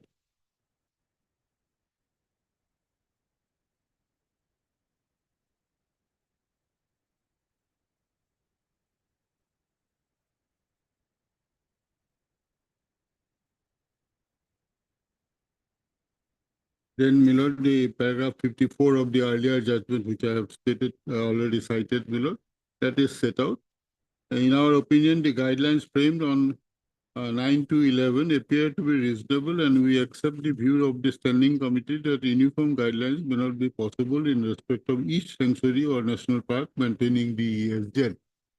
We are of the opinion, however, that a minimum width of 1 kilometer ESG ought to be maintained in respect of the protected forest, which forms part of the recommendation of the CEC in relation to category B protected forest. This should be a standard formula subject to changes in special circumstances.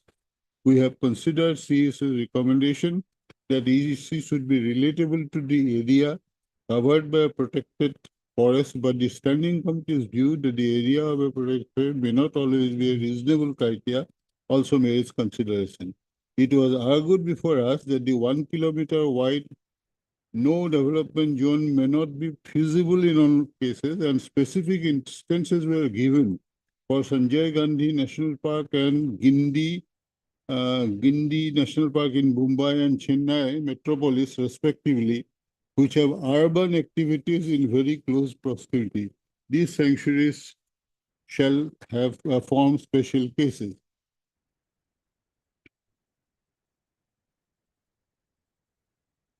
This is, I need not trouble with the rest of the paragraphs, Milord.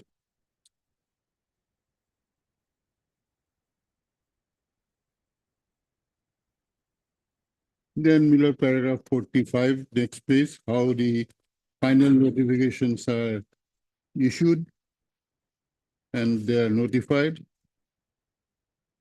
And it is interesting, Milord, paragraph 46. In the application filed by the Union of India, various illustrations have been given to point out as to how, if the direction issued in paragraph 56(5) of the order dated 3rd June are not modified, a severe hardship would be caused to the millions of people. We refer to the same here and there. So these are the examples given by Union of India that this is what will happen if you give this kind of a order. So first it relates to Andhra Pradesh, extends to about 100 villages. Then next is the Bihar, then 9 kilometers, 323 villages. Then Jharkhand, again 382 villages. Similarly, Karnataka, 107 villages. Then Madhya Pradesh, 168 villages. Then Maharashtra, 150 villages. ESG around Rajasthan, again 83 villages. So everywhere, my lord, it is going to affect people, because if you give that kind of a leverage, there are people already with their activities. Similarly, my lord, if this was sought to be placed here with regard to the Povitra sanctuary, if you have 10 kilometers as your ESG, your Guwahati refinery will have to be closed. That was the position. So it was a very impractical direction. Therefore, they had to change it.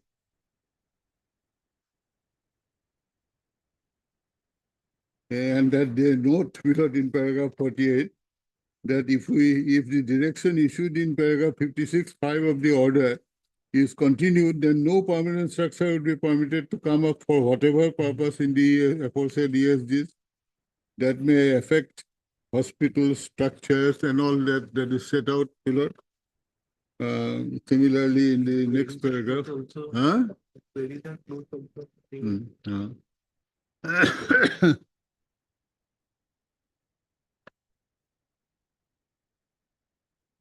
And 50 also notes below that there are various regulated and permissive activities. There are also certain projects of national strategic importance, such as the national highway, railways, defense, related infrastructure. The effect of this direction is that all such activities will be permanently prohibited. So the effect was very extensive. Therefore, paragraph 51 at the bottom of page 28, we are of the view that if such a direction is continued, rather than avoiding man and animal conflict, it will intensify the same. As observed in the said guidelines, the requirement of declaring ESGs is not to hamper day-to-day activities of the citizens, but is meant to protect precious forests and protected areas from any negative impact, and to refine the environment around the protected areas. So that is the ultimate objective. As already discussed, paragraph 52, Miller, the necessity to have ESG is to provide a buffer zone. That's the basic idea. Around the protected areas, the rights of the villagers residing in the protected areas are required to be settled in accordance with the provisions of the contained 1972 Act, and such villages are rehabilitated outside the protected areas. However, no such settlement of rights is available to villagers residing in ESG areas. As stated in the said guideline, the purpose of declaring ESG is not to hamper the day-to-day activities of the citizens. If the direction issued is continued, it would certainly hamper the day-to-day activities of the citizens residing in ESGs. As such, we find that the said direction needs to be modified. So that is how, my lord, the modification comes. It is further to be noted that the NBW in its meeting with so-and-so has also recommended that delineation of ESG should project as regulation rather than prohibition of activity. As was pointed out by the Council of one of the states, the entire municipal area of Sultan Badar Block Panchayat is situated within the ES zone. So somewhere there will be problems like this in very many places, below. Insofar as the direction in paragraph 56(1) of the order that as so is concerned, a perusal of various orders, this court has not directed any minimum area from the demarcated boundary of such protected areas. The area to be declared as ESG cannot be uniform and will be protected area specific. That is the recommendation, and the Supreme Court has accepted this. That you can't have a uniform thing for all states and all sanctuaries. It has to be area specific, and therefore it has to be flexible. In some cases, it may be 10 kilometers on one side and 500 meters on the other side. In certain cases, it may not be possible to have a uniform minimum area by virtue of interstate boundaries or a sea or a river beyond one state side of the protect. In any case, a detailed procedure is required to be followed as per Rule 5 of the 86 rules, which we have already referred to here and above. We find that once such a notification is issued, after following the procedure prescribed under 86, will have to be, ESG will have to be as per the said notification. So that is the ultimate conclusion. So the first step is the draft notification below paragraph 56, and then one can object, and then publicity to be given for the draft, and interested persons can also take objections and give their comments. The circumstances may differ for one protected area to another protected area. As such, we find that the direction which prescribes a uniform 1 kilometer ESG requires to be modified.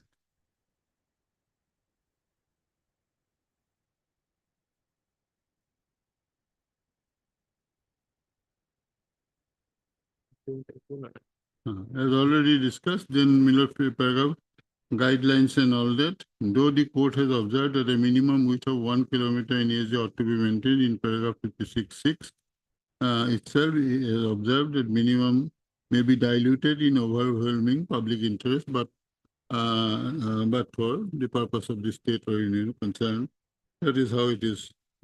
Then paragraph 59.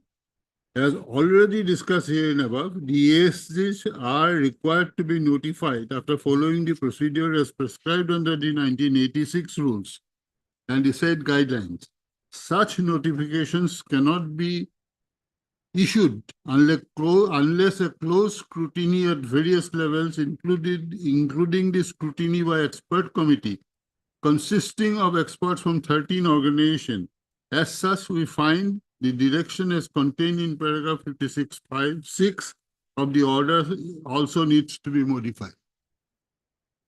Insofar as the restriction on mining is concerned, we are of the considered view that it has been the consistent view of this court that the mining activities within an area of 1 kilometer of the boundary of the protected areas will be hazardous for the wildlife.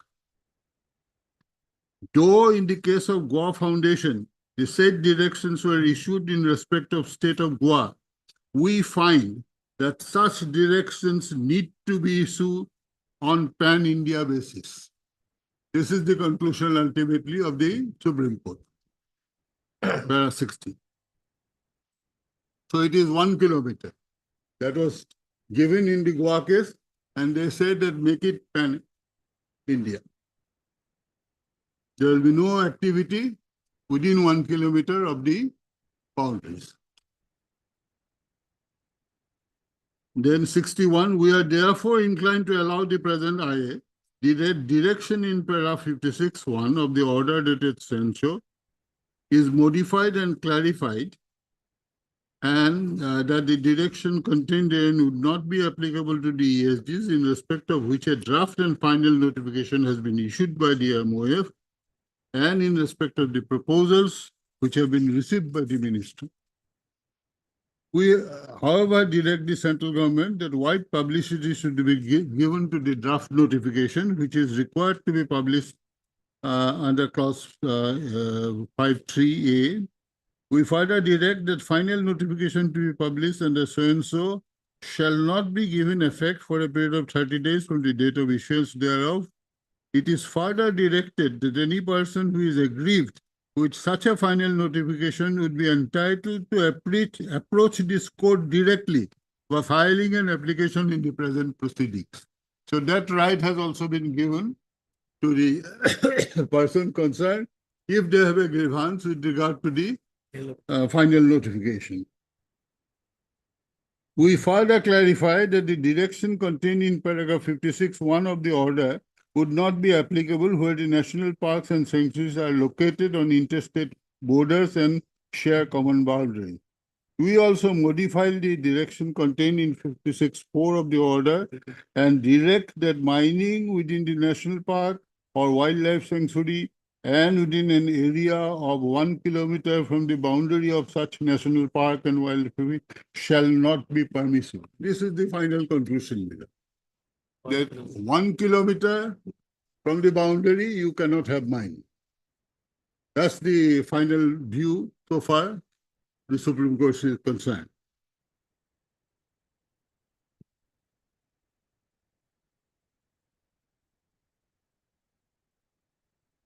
And then they will follow the memorandum that it sends. So this is the ultimate Miller finding. I have taken a little time to go through because this exhaustively deals with the entire matter and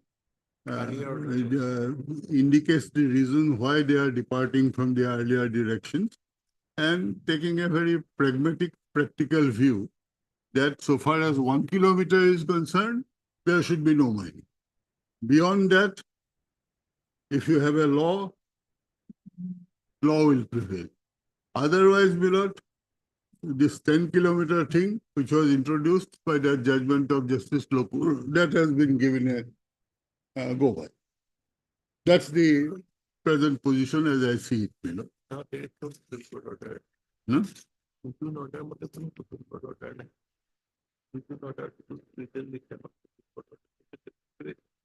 So, this is what the Supreme Court orders are so far as the width of the ESG is concerned. You can see this way.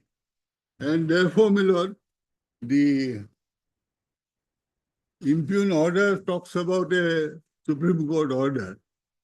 So I have tried to find out if they have given only 2 orders of the Supreme Court, which has nothing to do with this general question as to how far mining can operate it and to what extent it can go after the boundary of the sanctuary.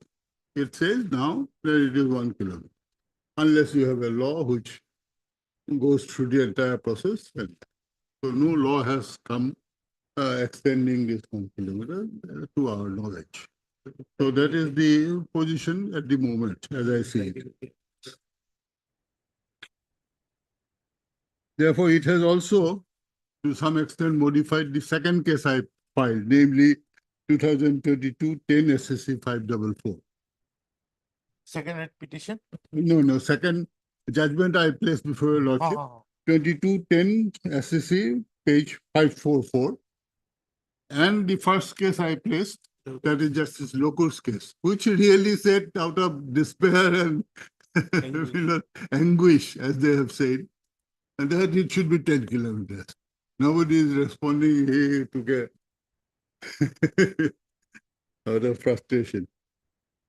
So this is the situation, and as I see it, Milord, this 23 online last case, which I have just concluded, that is the position at the moment in my humble submission, Milord, that it will be 1 kilometer from the board, unless you have a law separate.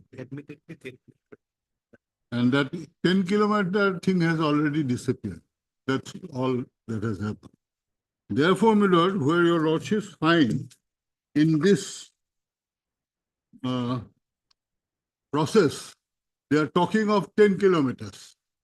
First, page 21, DFO says you shift to an area which is 10 kilometers outside the national park. That is all right. We have gone there. But legally speaking now, there is two findings. One, you cannot have a uniform thing for every sanctuary. Two, in any view of the matter, within 1 kilometer, you cannot have mining operations anywhere. And this 10 kilometer, they have departed from, and they say that this 1 kilometer and or the law. No law has come so far. So that is the present position as in my humble understanding. Mhm. So even if we go to the merits of the matter, this is the position. In any case, my lord, the mining within 1 kilometer is prohibited. And there is no allegation that our mining is within 1 kilometer. So there is no problem with our mining. So, my lord, this is the position as I see it, my lord. Only one portion of that case, my lord, AR 52, Supreme Court 16.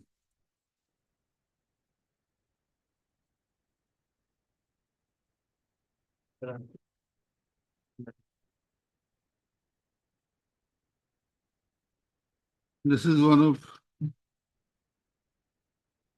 the oldest cases, my lord. By Vivian Bose is the author of this. And I have, speaking for myself, I have not found any other judge writing so lucidly, my lord, on matters relating to law also. My lord, the head note B, administrative law, if your lordships turn over the page, Down below. Yes. so just the first page, turn over, and the next page, B, administrative law. Public orders, construction. Deed, construction, interpretation of statutes. Public orders publicly made in exercise of statutory authority cannot be construed in the light of explanation subsequently given by the officer making the order of what he meant, or of what was in his mind, or what he intended to do. Public orders made by public authorities are meant to have public effect and are intended to affect the actings and conduct of those to whom they are addressed, and must be construed objectively with reference to the language used in the order itself.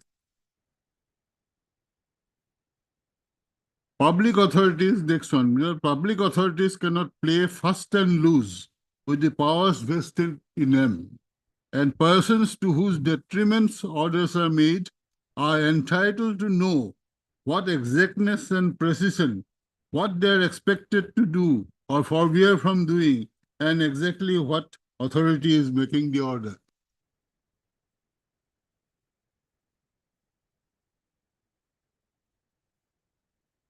So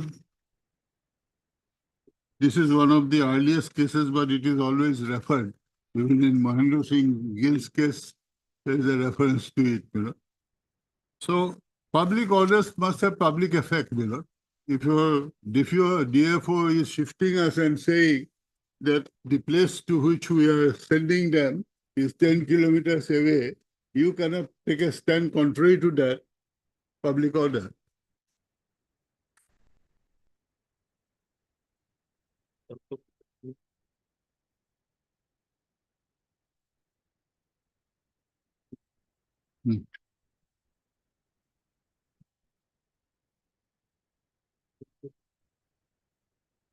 এখন কিতাপখন আছে নে? সেইখন খোলা কিতাপখন।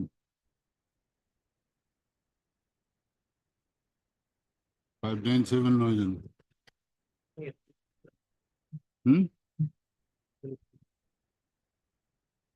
Mohinder Singh Gill.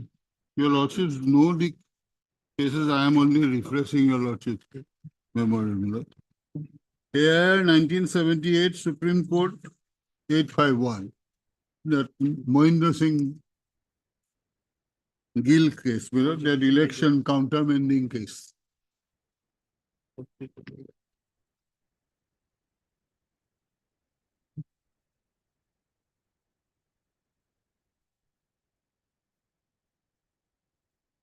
No, I'll be happy with the head note itself. I don't want to trouble your lordship. 853, Milord, head note E. Constitution of India, Articles 324, 1 and 226, cancellation of poll. Obligation to act in accordance with natural justice on part of Election Commission.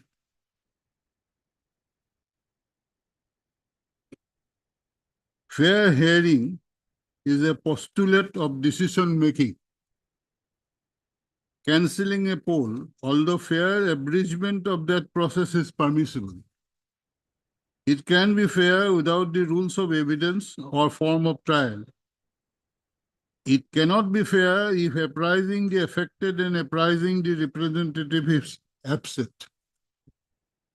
The philosophy behind natural justice is, in one sense, participatory justice in the process of democratic rule of law.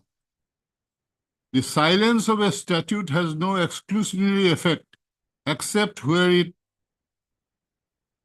flows from necessary implication. Article 324 vests a wide power, and where some direct consequences on candidates emanates from its exercise, one must read this functional obligation. So whether before countermanding, my lord, you will give a notice. That was the issue, and they said, yes, you have to.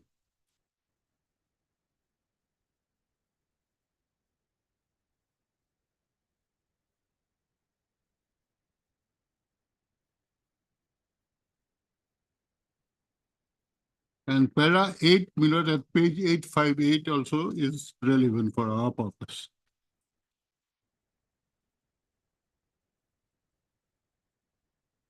The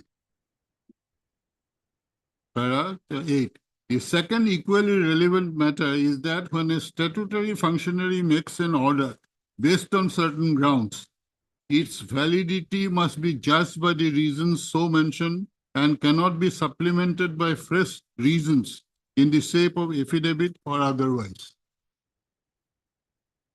Otherwise, an order bad in the beginning, very interestingly put, because bad in the beginning may, by the time it comes to court on account of a challenge, get validated by additional grounds later brought out. We may here draw attention to the observations of Bose J. Then that paragraph is quoted below. Public orders, I just read out to you. So that is the thing. And then below paragraph 66 is very important.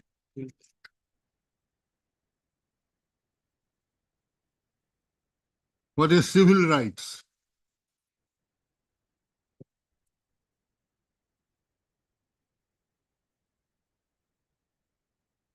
Para 65 at page 876 below.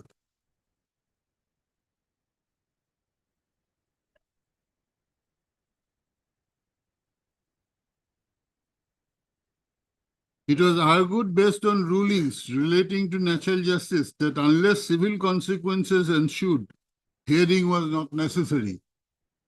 A civil right being adversely affected is a sine qua non for the invocation of the alteram partem rule. This submission was supported by observation in Ram Gopal, AR 70, Supreme Court 158. Of course, we agree that if only spiritual chancer is the penalty, temporary laws may not take cognizance of such consequences, since human law operates in the material field, although its validity vicariously depends on its morality. But what is a civil consequence? Let us ask ourselves, bypassing verbal booby troops. Civil consequences undoubtedly cover infraction of not merely property or personal rights, but of civil liberties, material deprivations, and non-pecuniary damages. In its comprehensive connotation, everything that affects a citizen in his civil life inflicts a civil consequence. Civil is defined by Black. It is quoted, ordinarily pertaining or appropriate to a member of a civitas, a free political community, natural or proper to a citizen, also relating to the community or to the policy and government of the citizens and subjects of the state. The word is derived from Latin civilis, a citizen in law. It has various significance. Civil rights are such as belong to every citizen of the state or country, or in a wider sense to all its inhabitants, and are not connected with the organization or administration of government. They include the rights of property, marriage protection by the laws, freedom of contract, trial by jury, etc., or as otherwise defined. Civil rights are rights appertaining to a person in virtue of his citizenship in a state or community, rights capable of being enforced or redressed in a civil action. Also a term applied to certain rights secured to citizens of the United States by the 13th and 14th Amendments to the Constitution and by various acts Congress made in pursuance thereof. In Black's dictionary, the interest of a candidate, from right to interest, it has come, my lord. The interest of a candidate at an election to parliament regulated by the Constitution and the laws comes within this gravitational orbit. The most valuable right in a democratic polity is the little man's little pencil marking and assenting or dissenting called his vote. A democratic right, if denied, inflicts civil consequences. Likewise, a little man's right in a representative system of government to rise to the Prime Minister or President by use of the right to be candidate cannot be washed away by calling it of no civil comment. If civic rights mean anything to a self-governing citizenry, if participatory democracy is not to be scuttled by law, we shall not be captivated by catchwords. So it's a very broad vision which has been taken, my lord, in a election process. Countermanding was viewed in such a wide perspective, my lord.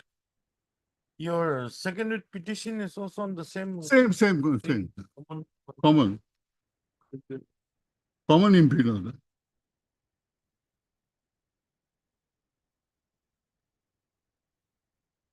Then, my lord, a little down below on the left side, page 877.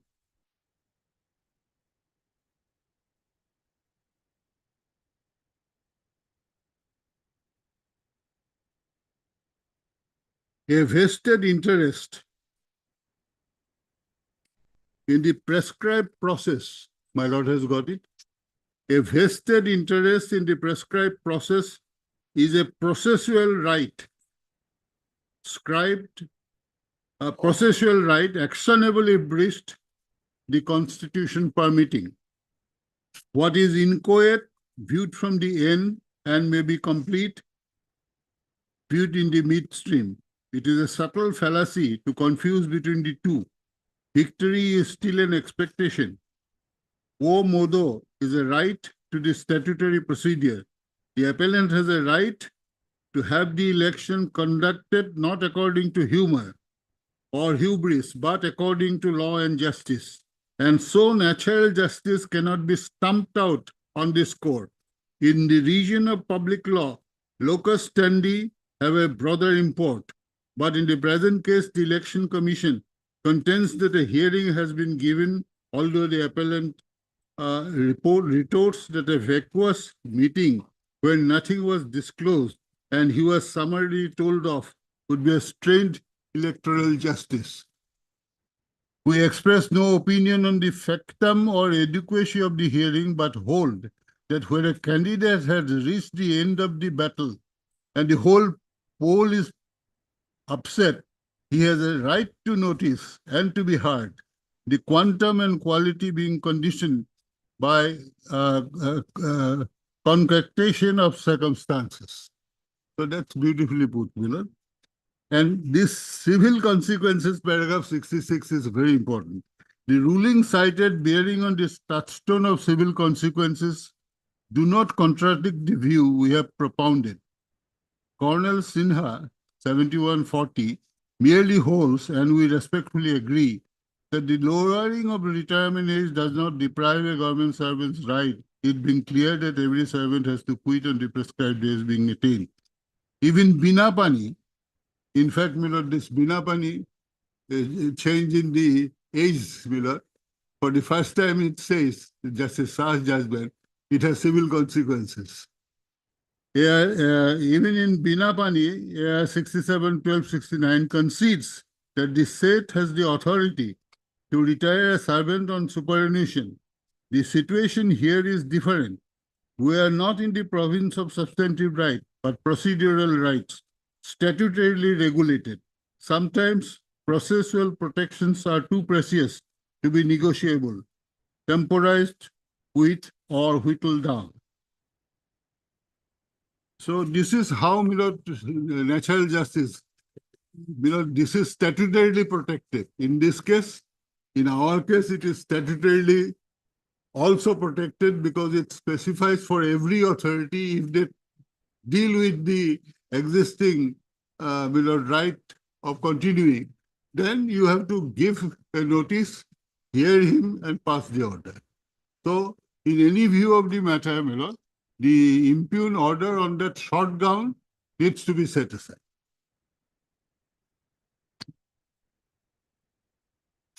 In some cases, that question arose if that is not provided, what is the effect? The effect is that if it affects your right as a person, civil consequences follow, you have to hear, give notice and hear. Here we are in a better position because every rule I have cited so far as the operations are concerned. If you find something, the authority concerned has to give notice, opportunity, and then hear. So with respect, Milord, that is very clear from the rules itself. Therefore, we need not labor on whether a opportunity is contemplated or not.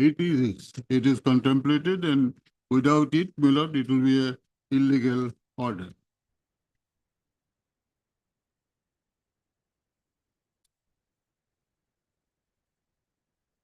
Therefore, on this short ground, Milord, this order goes, because they have admitted that there is they have not disputed our contention that no notice was given, no hearing was given.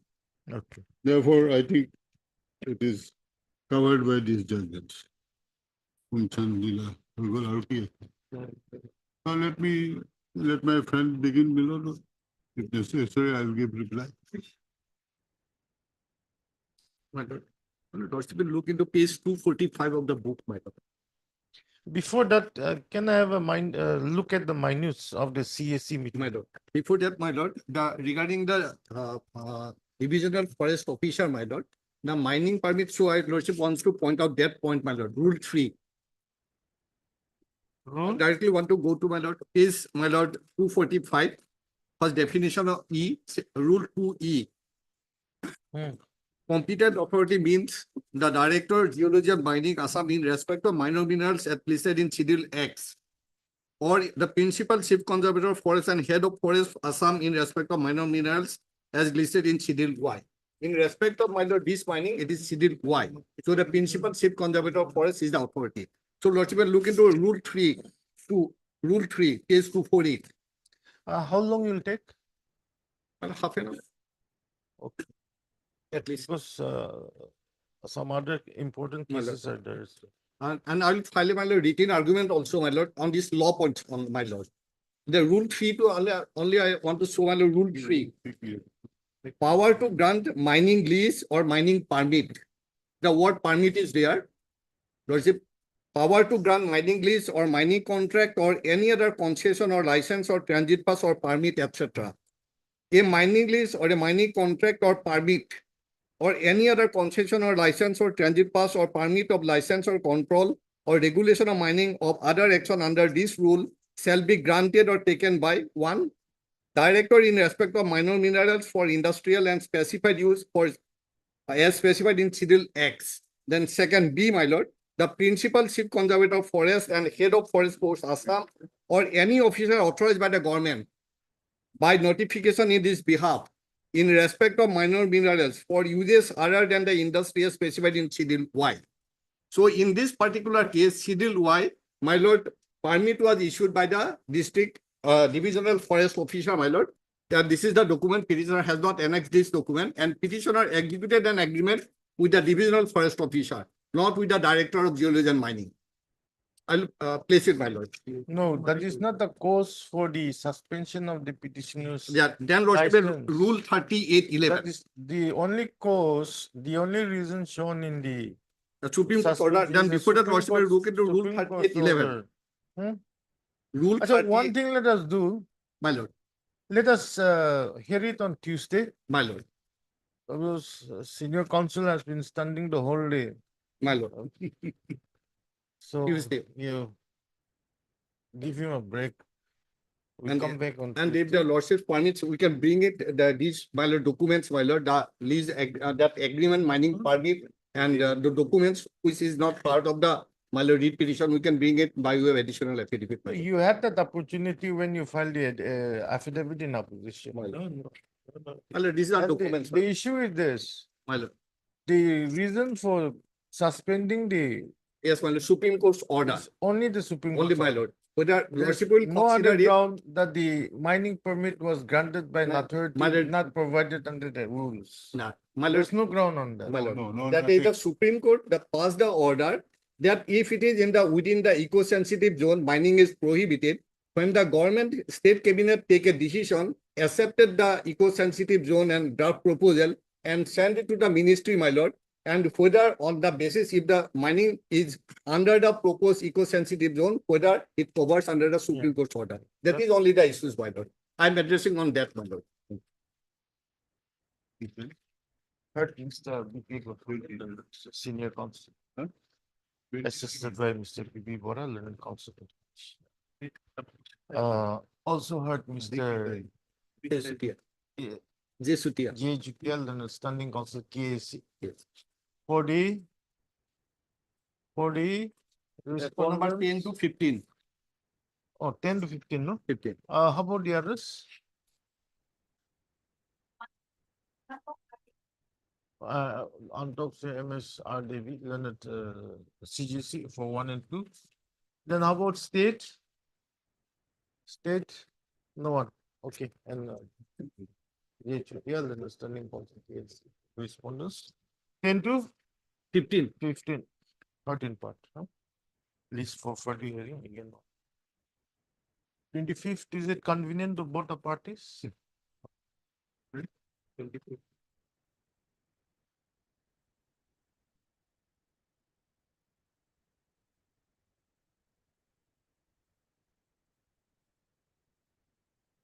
Buttocks case.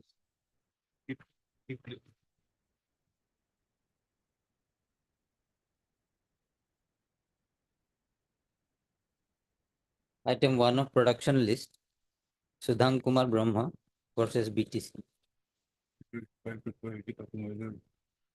Production list is there? How many production lists? How many cases? Okay. Oh.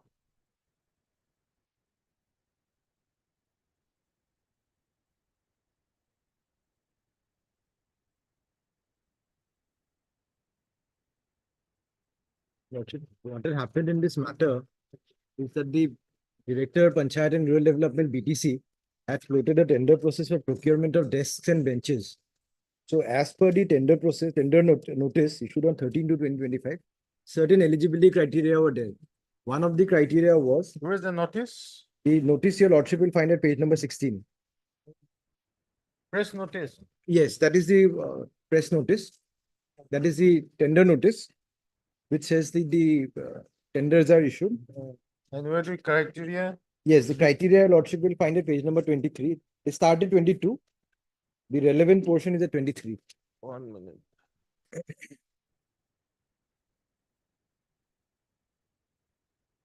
So we are concerned with criteria number 5 here, lordship. At page number 23, it says that the bidder should have experience of executing at least one single work order of similar nature stroke government supply order of minimum 34% of tender value and the annual financial turnover minimum 67% of the tender value in all cases of civil engineering stroke government supply in 1 year during the last 5 years updated to present price level. As per this tender notice, the last date of submission, your lordship, was the last date of submission of bids was 10/3/2025. Where is that? That your lordship will find at page number 19. The schedule is there. Last date. Bid submission closing date 10/3/2025. Okay. So on 27/2/2025, the petitioner submitted his earnest money and tender fee amounting to almost 6 lakhs, amounting to 6,11,930. On 10/3/2025, a notice was issued or corrigendum was issued by the BTC saying that the last date has been extended to 23/2025. That your lordship will find at page number 33. That corrigendum bears a bit of relevance because page 33. Yeah. It says that the tender published by reference number so and so, the last date for submission of bids has been extended up to 23/2025 due to some technical reasons. So this was uploaded on 11/3 on the next day on the portal. So and on 19th, your lordship, day before yesterday, because today is the last day, when the petitioner, he went online, he has seen that on 14/3 without any notice, another corrigendum had been uploaded onto the portal. Just uploaded on the portal. There, a fresh set of eligibility criteria have been introduced in an ongoing tender process. That your lordship will find, if your lordship comes to page number 34, the next page, lordship will see this is what is uploaded. Modification of standard bidding document, published date 14 March 2025, that is during the extended period. And then it says modification of standard bidding document. So the entire tender document, what was uploaded earlier, again, everything has been uploaded. Everything else is same, except for one clause, your lordship, which your lordship will find at page number 42, clause 5. Now, instead of the earlier requirement, Page 42. 42 of 34% of the tender value, they now say the bidder must have experience of executing and completing at least one supply order of wooden desks and benches with iron and steel frame of government of BTC. And now they specified a department also in the education department during the financial year 23-24, last 3 financial years, for an amount not less than 2 crore 40 lakhs. So suddenly, earlier also that 34% amount, your lordship, that already amounted to almost 2 crores odd. This 40 lakhs addition has been added because this clause has been tailor-made to probably support somebody. And even otherwise, while the bidding is ongoing, you have already published the eligibility criteria, people have participated, then you cannot change the eligibility criteria. That amounts to changing the rules of the game. That is my case, your lordship.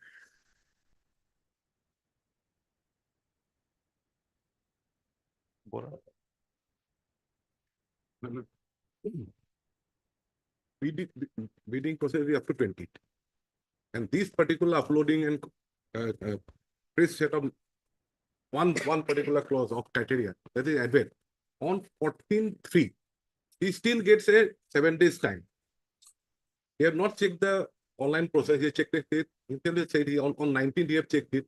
It is only on the portal that corrigendum has been issued. A fresh set of criteria has been added, my lord. He is getting 7 days time to file his fish and tender, my lord. So this particular, this set of criteria, my lord, it applies for all the persons who have party, not only for him. And nobody has come before the court, only this person has come before this. And the criteria to be fixed by the village is the independent decision of the person who is setting the tender, my lord. And person who is setting the when is government the- or the undertaking, he has to have a free When hand. is the bid opening? The Bid bid opening is 20 tomorrow. Tomorrow, 20. Lordship, 23. kindly see, I had participated on the 27 February 2025. If your Lordship has the document at page number 31. Now, after I have participated as per certain eligibility criteria, now I am out, your Lordship. As per this criteria, if it was inclusive, if the criteria was relaxed, your Lordship, to have more participation, perhaps they could have made this argument. Now they have made it restrictive. If No. their objective was to have wider participation, they should have made it more relaxed. Let us. see Financial the- criteria, one- we have to, we are making it that a financial criteria. At should page be number more strict. 31, your Lordship will see my tender fee and 42. money receipt is there. No, This is the 42. 42 is the particular clause 5, that is newly added, my lord. That is to strengthen the entire bid, my lord. And the criteria of the person who is participating in the bid, they should be person financially strong, my lord, as well as the requirement has to be made. And the clause which are set by the government and the person who is bidding it, they have to have an independent hand. Do you have instructions? My lord, I will place a law, my lord, that No, have you got instructions on this? this instruction, my lord, only thing is that their PR is to set aside this particular. Only I have in the instruction that if there is on 14/3 it has been set up. And today 20, there is a time. There is 7 days gap has been there to. If they have scarcity of time, it can be extended, mind. But the clause has to be set by the person who requires all the goods, whether it is next table. And it is the independent Okay, authority. do one thing, Bora, we'll take up on Monday. Lordship. We'll take up on Monday, you get the instructions. And till that time, don't open the tender. Yeah. Till Monday, Till till Monday, okay? After that, we'll see what we can do. Right. In the meantime, you can take instructions whether the period can be extended. No, period extension, I have no detail. Another 7 days I can get. No, that's why, No. talk to them. Because my grievance is not regarding extension of the period, because I have already participated That's on why. this basis. You are not happy with the Because after my participation, they have changed the clause. KP Pathak, Learned Counsel for the petitioner. Mr. S. Bora, Learned Standing Counsel, BTC, shall receive instructions. Please come 24th. Till the next returnable date, the respondents are directed not to, what is the Not to- term used? Where is that? Yes, it Bid opening. bid opening. Bid your opening. Lordship. At page number 19, your Lordship. Not to finalize it, my lord. That's the. No, if it is. No, don't open the bid No, yes, your Lordship. till Monday. The third party rights will be created. Where is that bid opening? At page number 19. Shall not open the technical bid. Yes. Correct. Shall not open the technical bid in terms of the press notice dated 13/2/2025, as well as corrigendum dated 10th March 2025, with regard to the tendering process of procurement of desks and benches for distribution in various schools under BDC. It's on 24th. Monday, because It will come as a motion matter. maybe you may not have time tomorrow, so I'll just listen. It will come as a motion matter. Motion. Deeply applied. Okay. 11 of supplementary list, admission.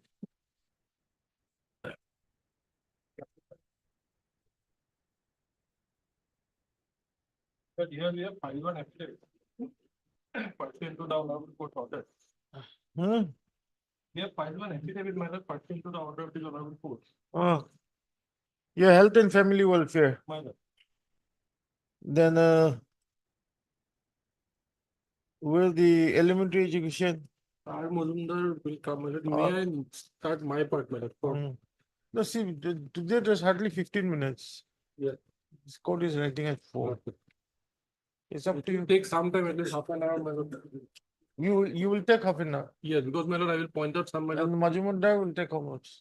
Just he will, my lord, add to what I will say, my lord, because. Are you sure? Any day, my lord, convenient, my lord, next. On hearing day? On a hearing day, my lord, yes. Yeah, Begum. Lordship, Heard N. Begum, learned counsel for the petitioner. Also heard Mr. B. Gogoi, learned standing counsel, Health and Family Welfare Department. Is the matter for further hearing on 25. Lordship.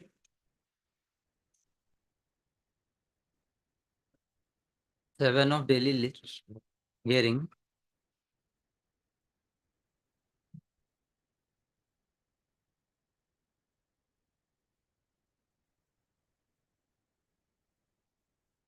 No point of hearing of the not much. My lord, on the last occasion, we had completed our arguments, my lord. Hmm. The senior counsel from Delhi had argued the matter.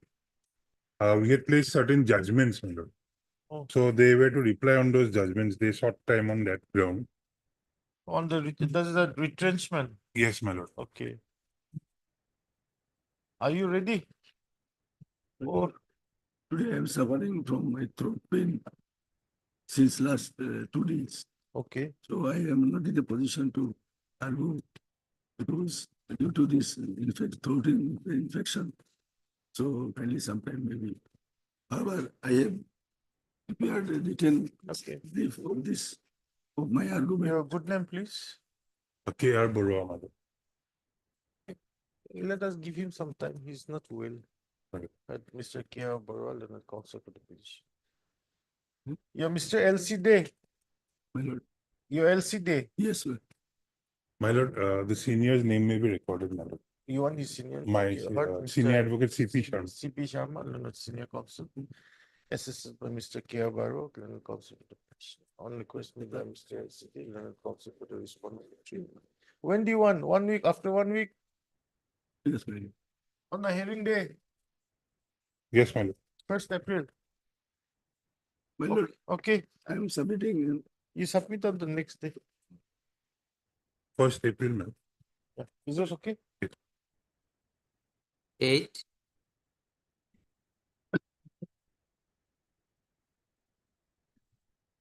Meet your lordship. Hmm. My lordship, my senior, Mr. BK Das is out of station, your lordship. The matter may be taken up next week on 20. BK Das. Yes, your lordship. BK Das. But Mr. On request, madam, we have BK Das counsel list of 1 week. My lordship on 25th. No, I'm not fixing on. After 1 week. God bless you. 9.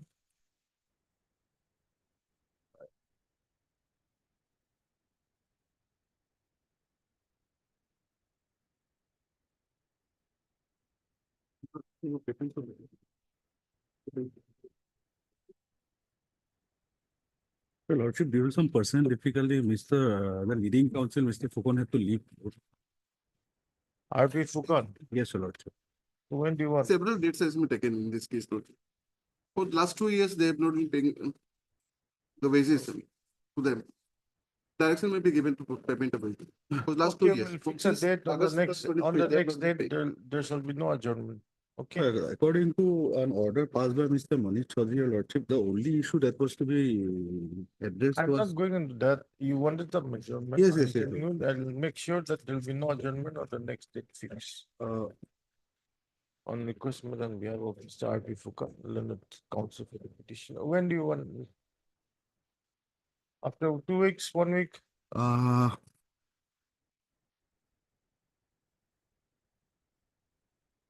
Before, Your lordship, after Bihu, if it's, no, before, Lordship. then your Because lordship, on the Yes, second week of April. 8 April. It is made clear there shall be no adjournment on the next date fix. Okay? Grateful, lordship.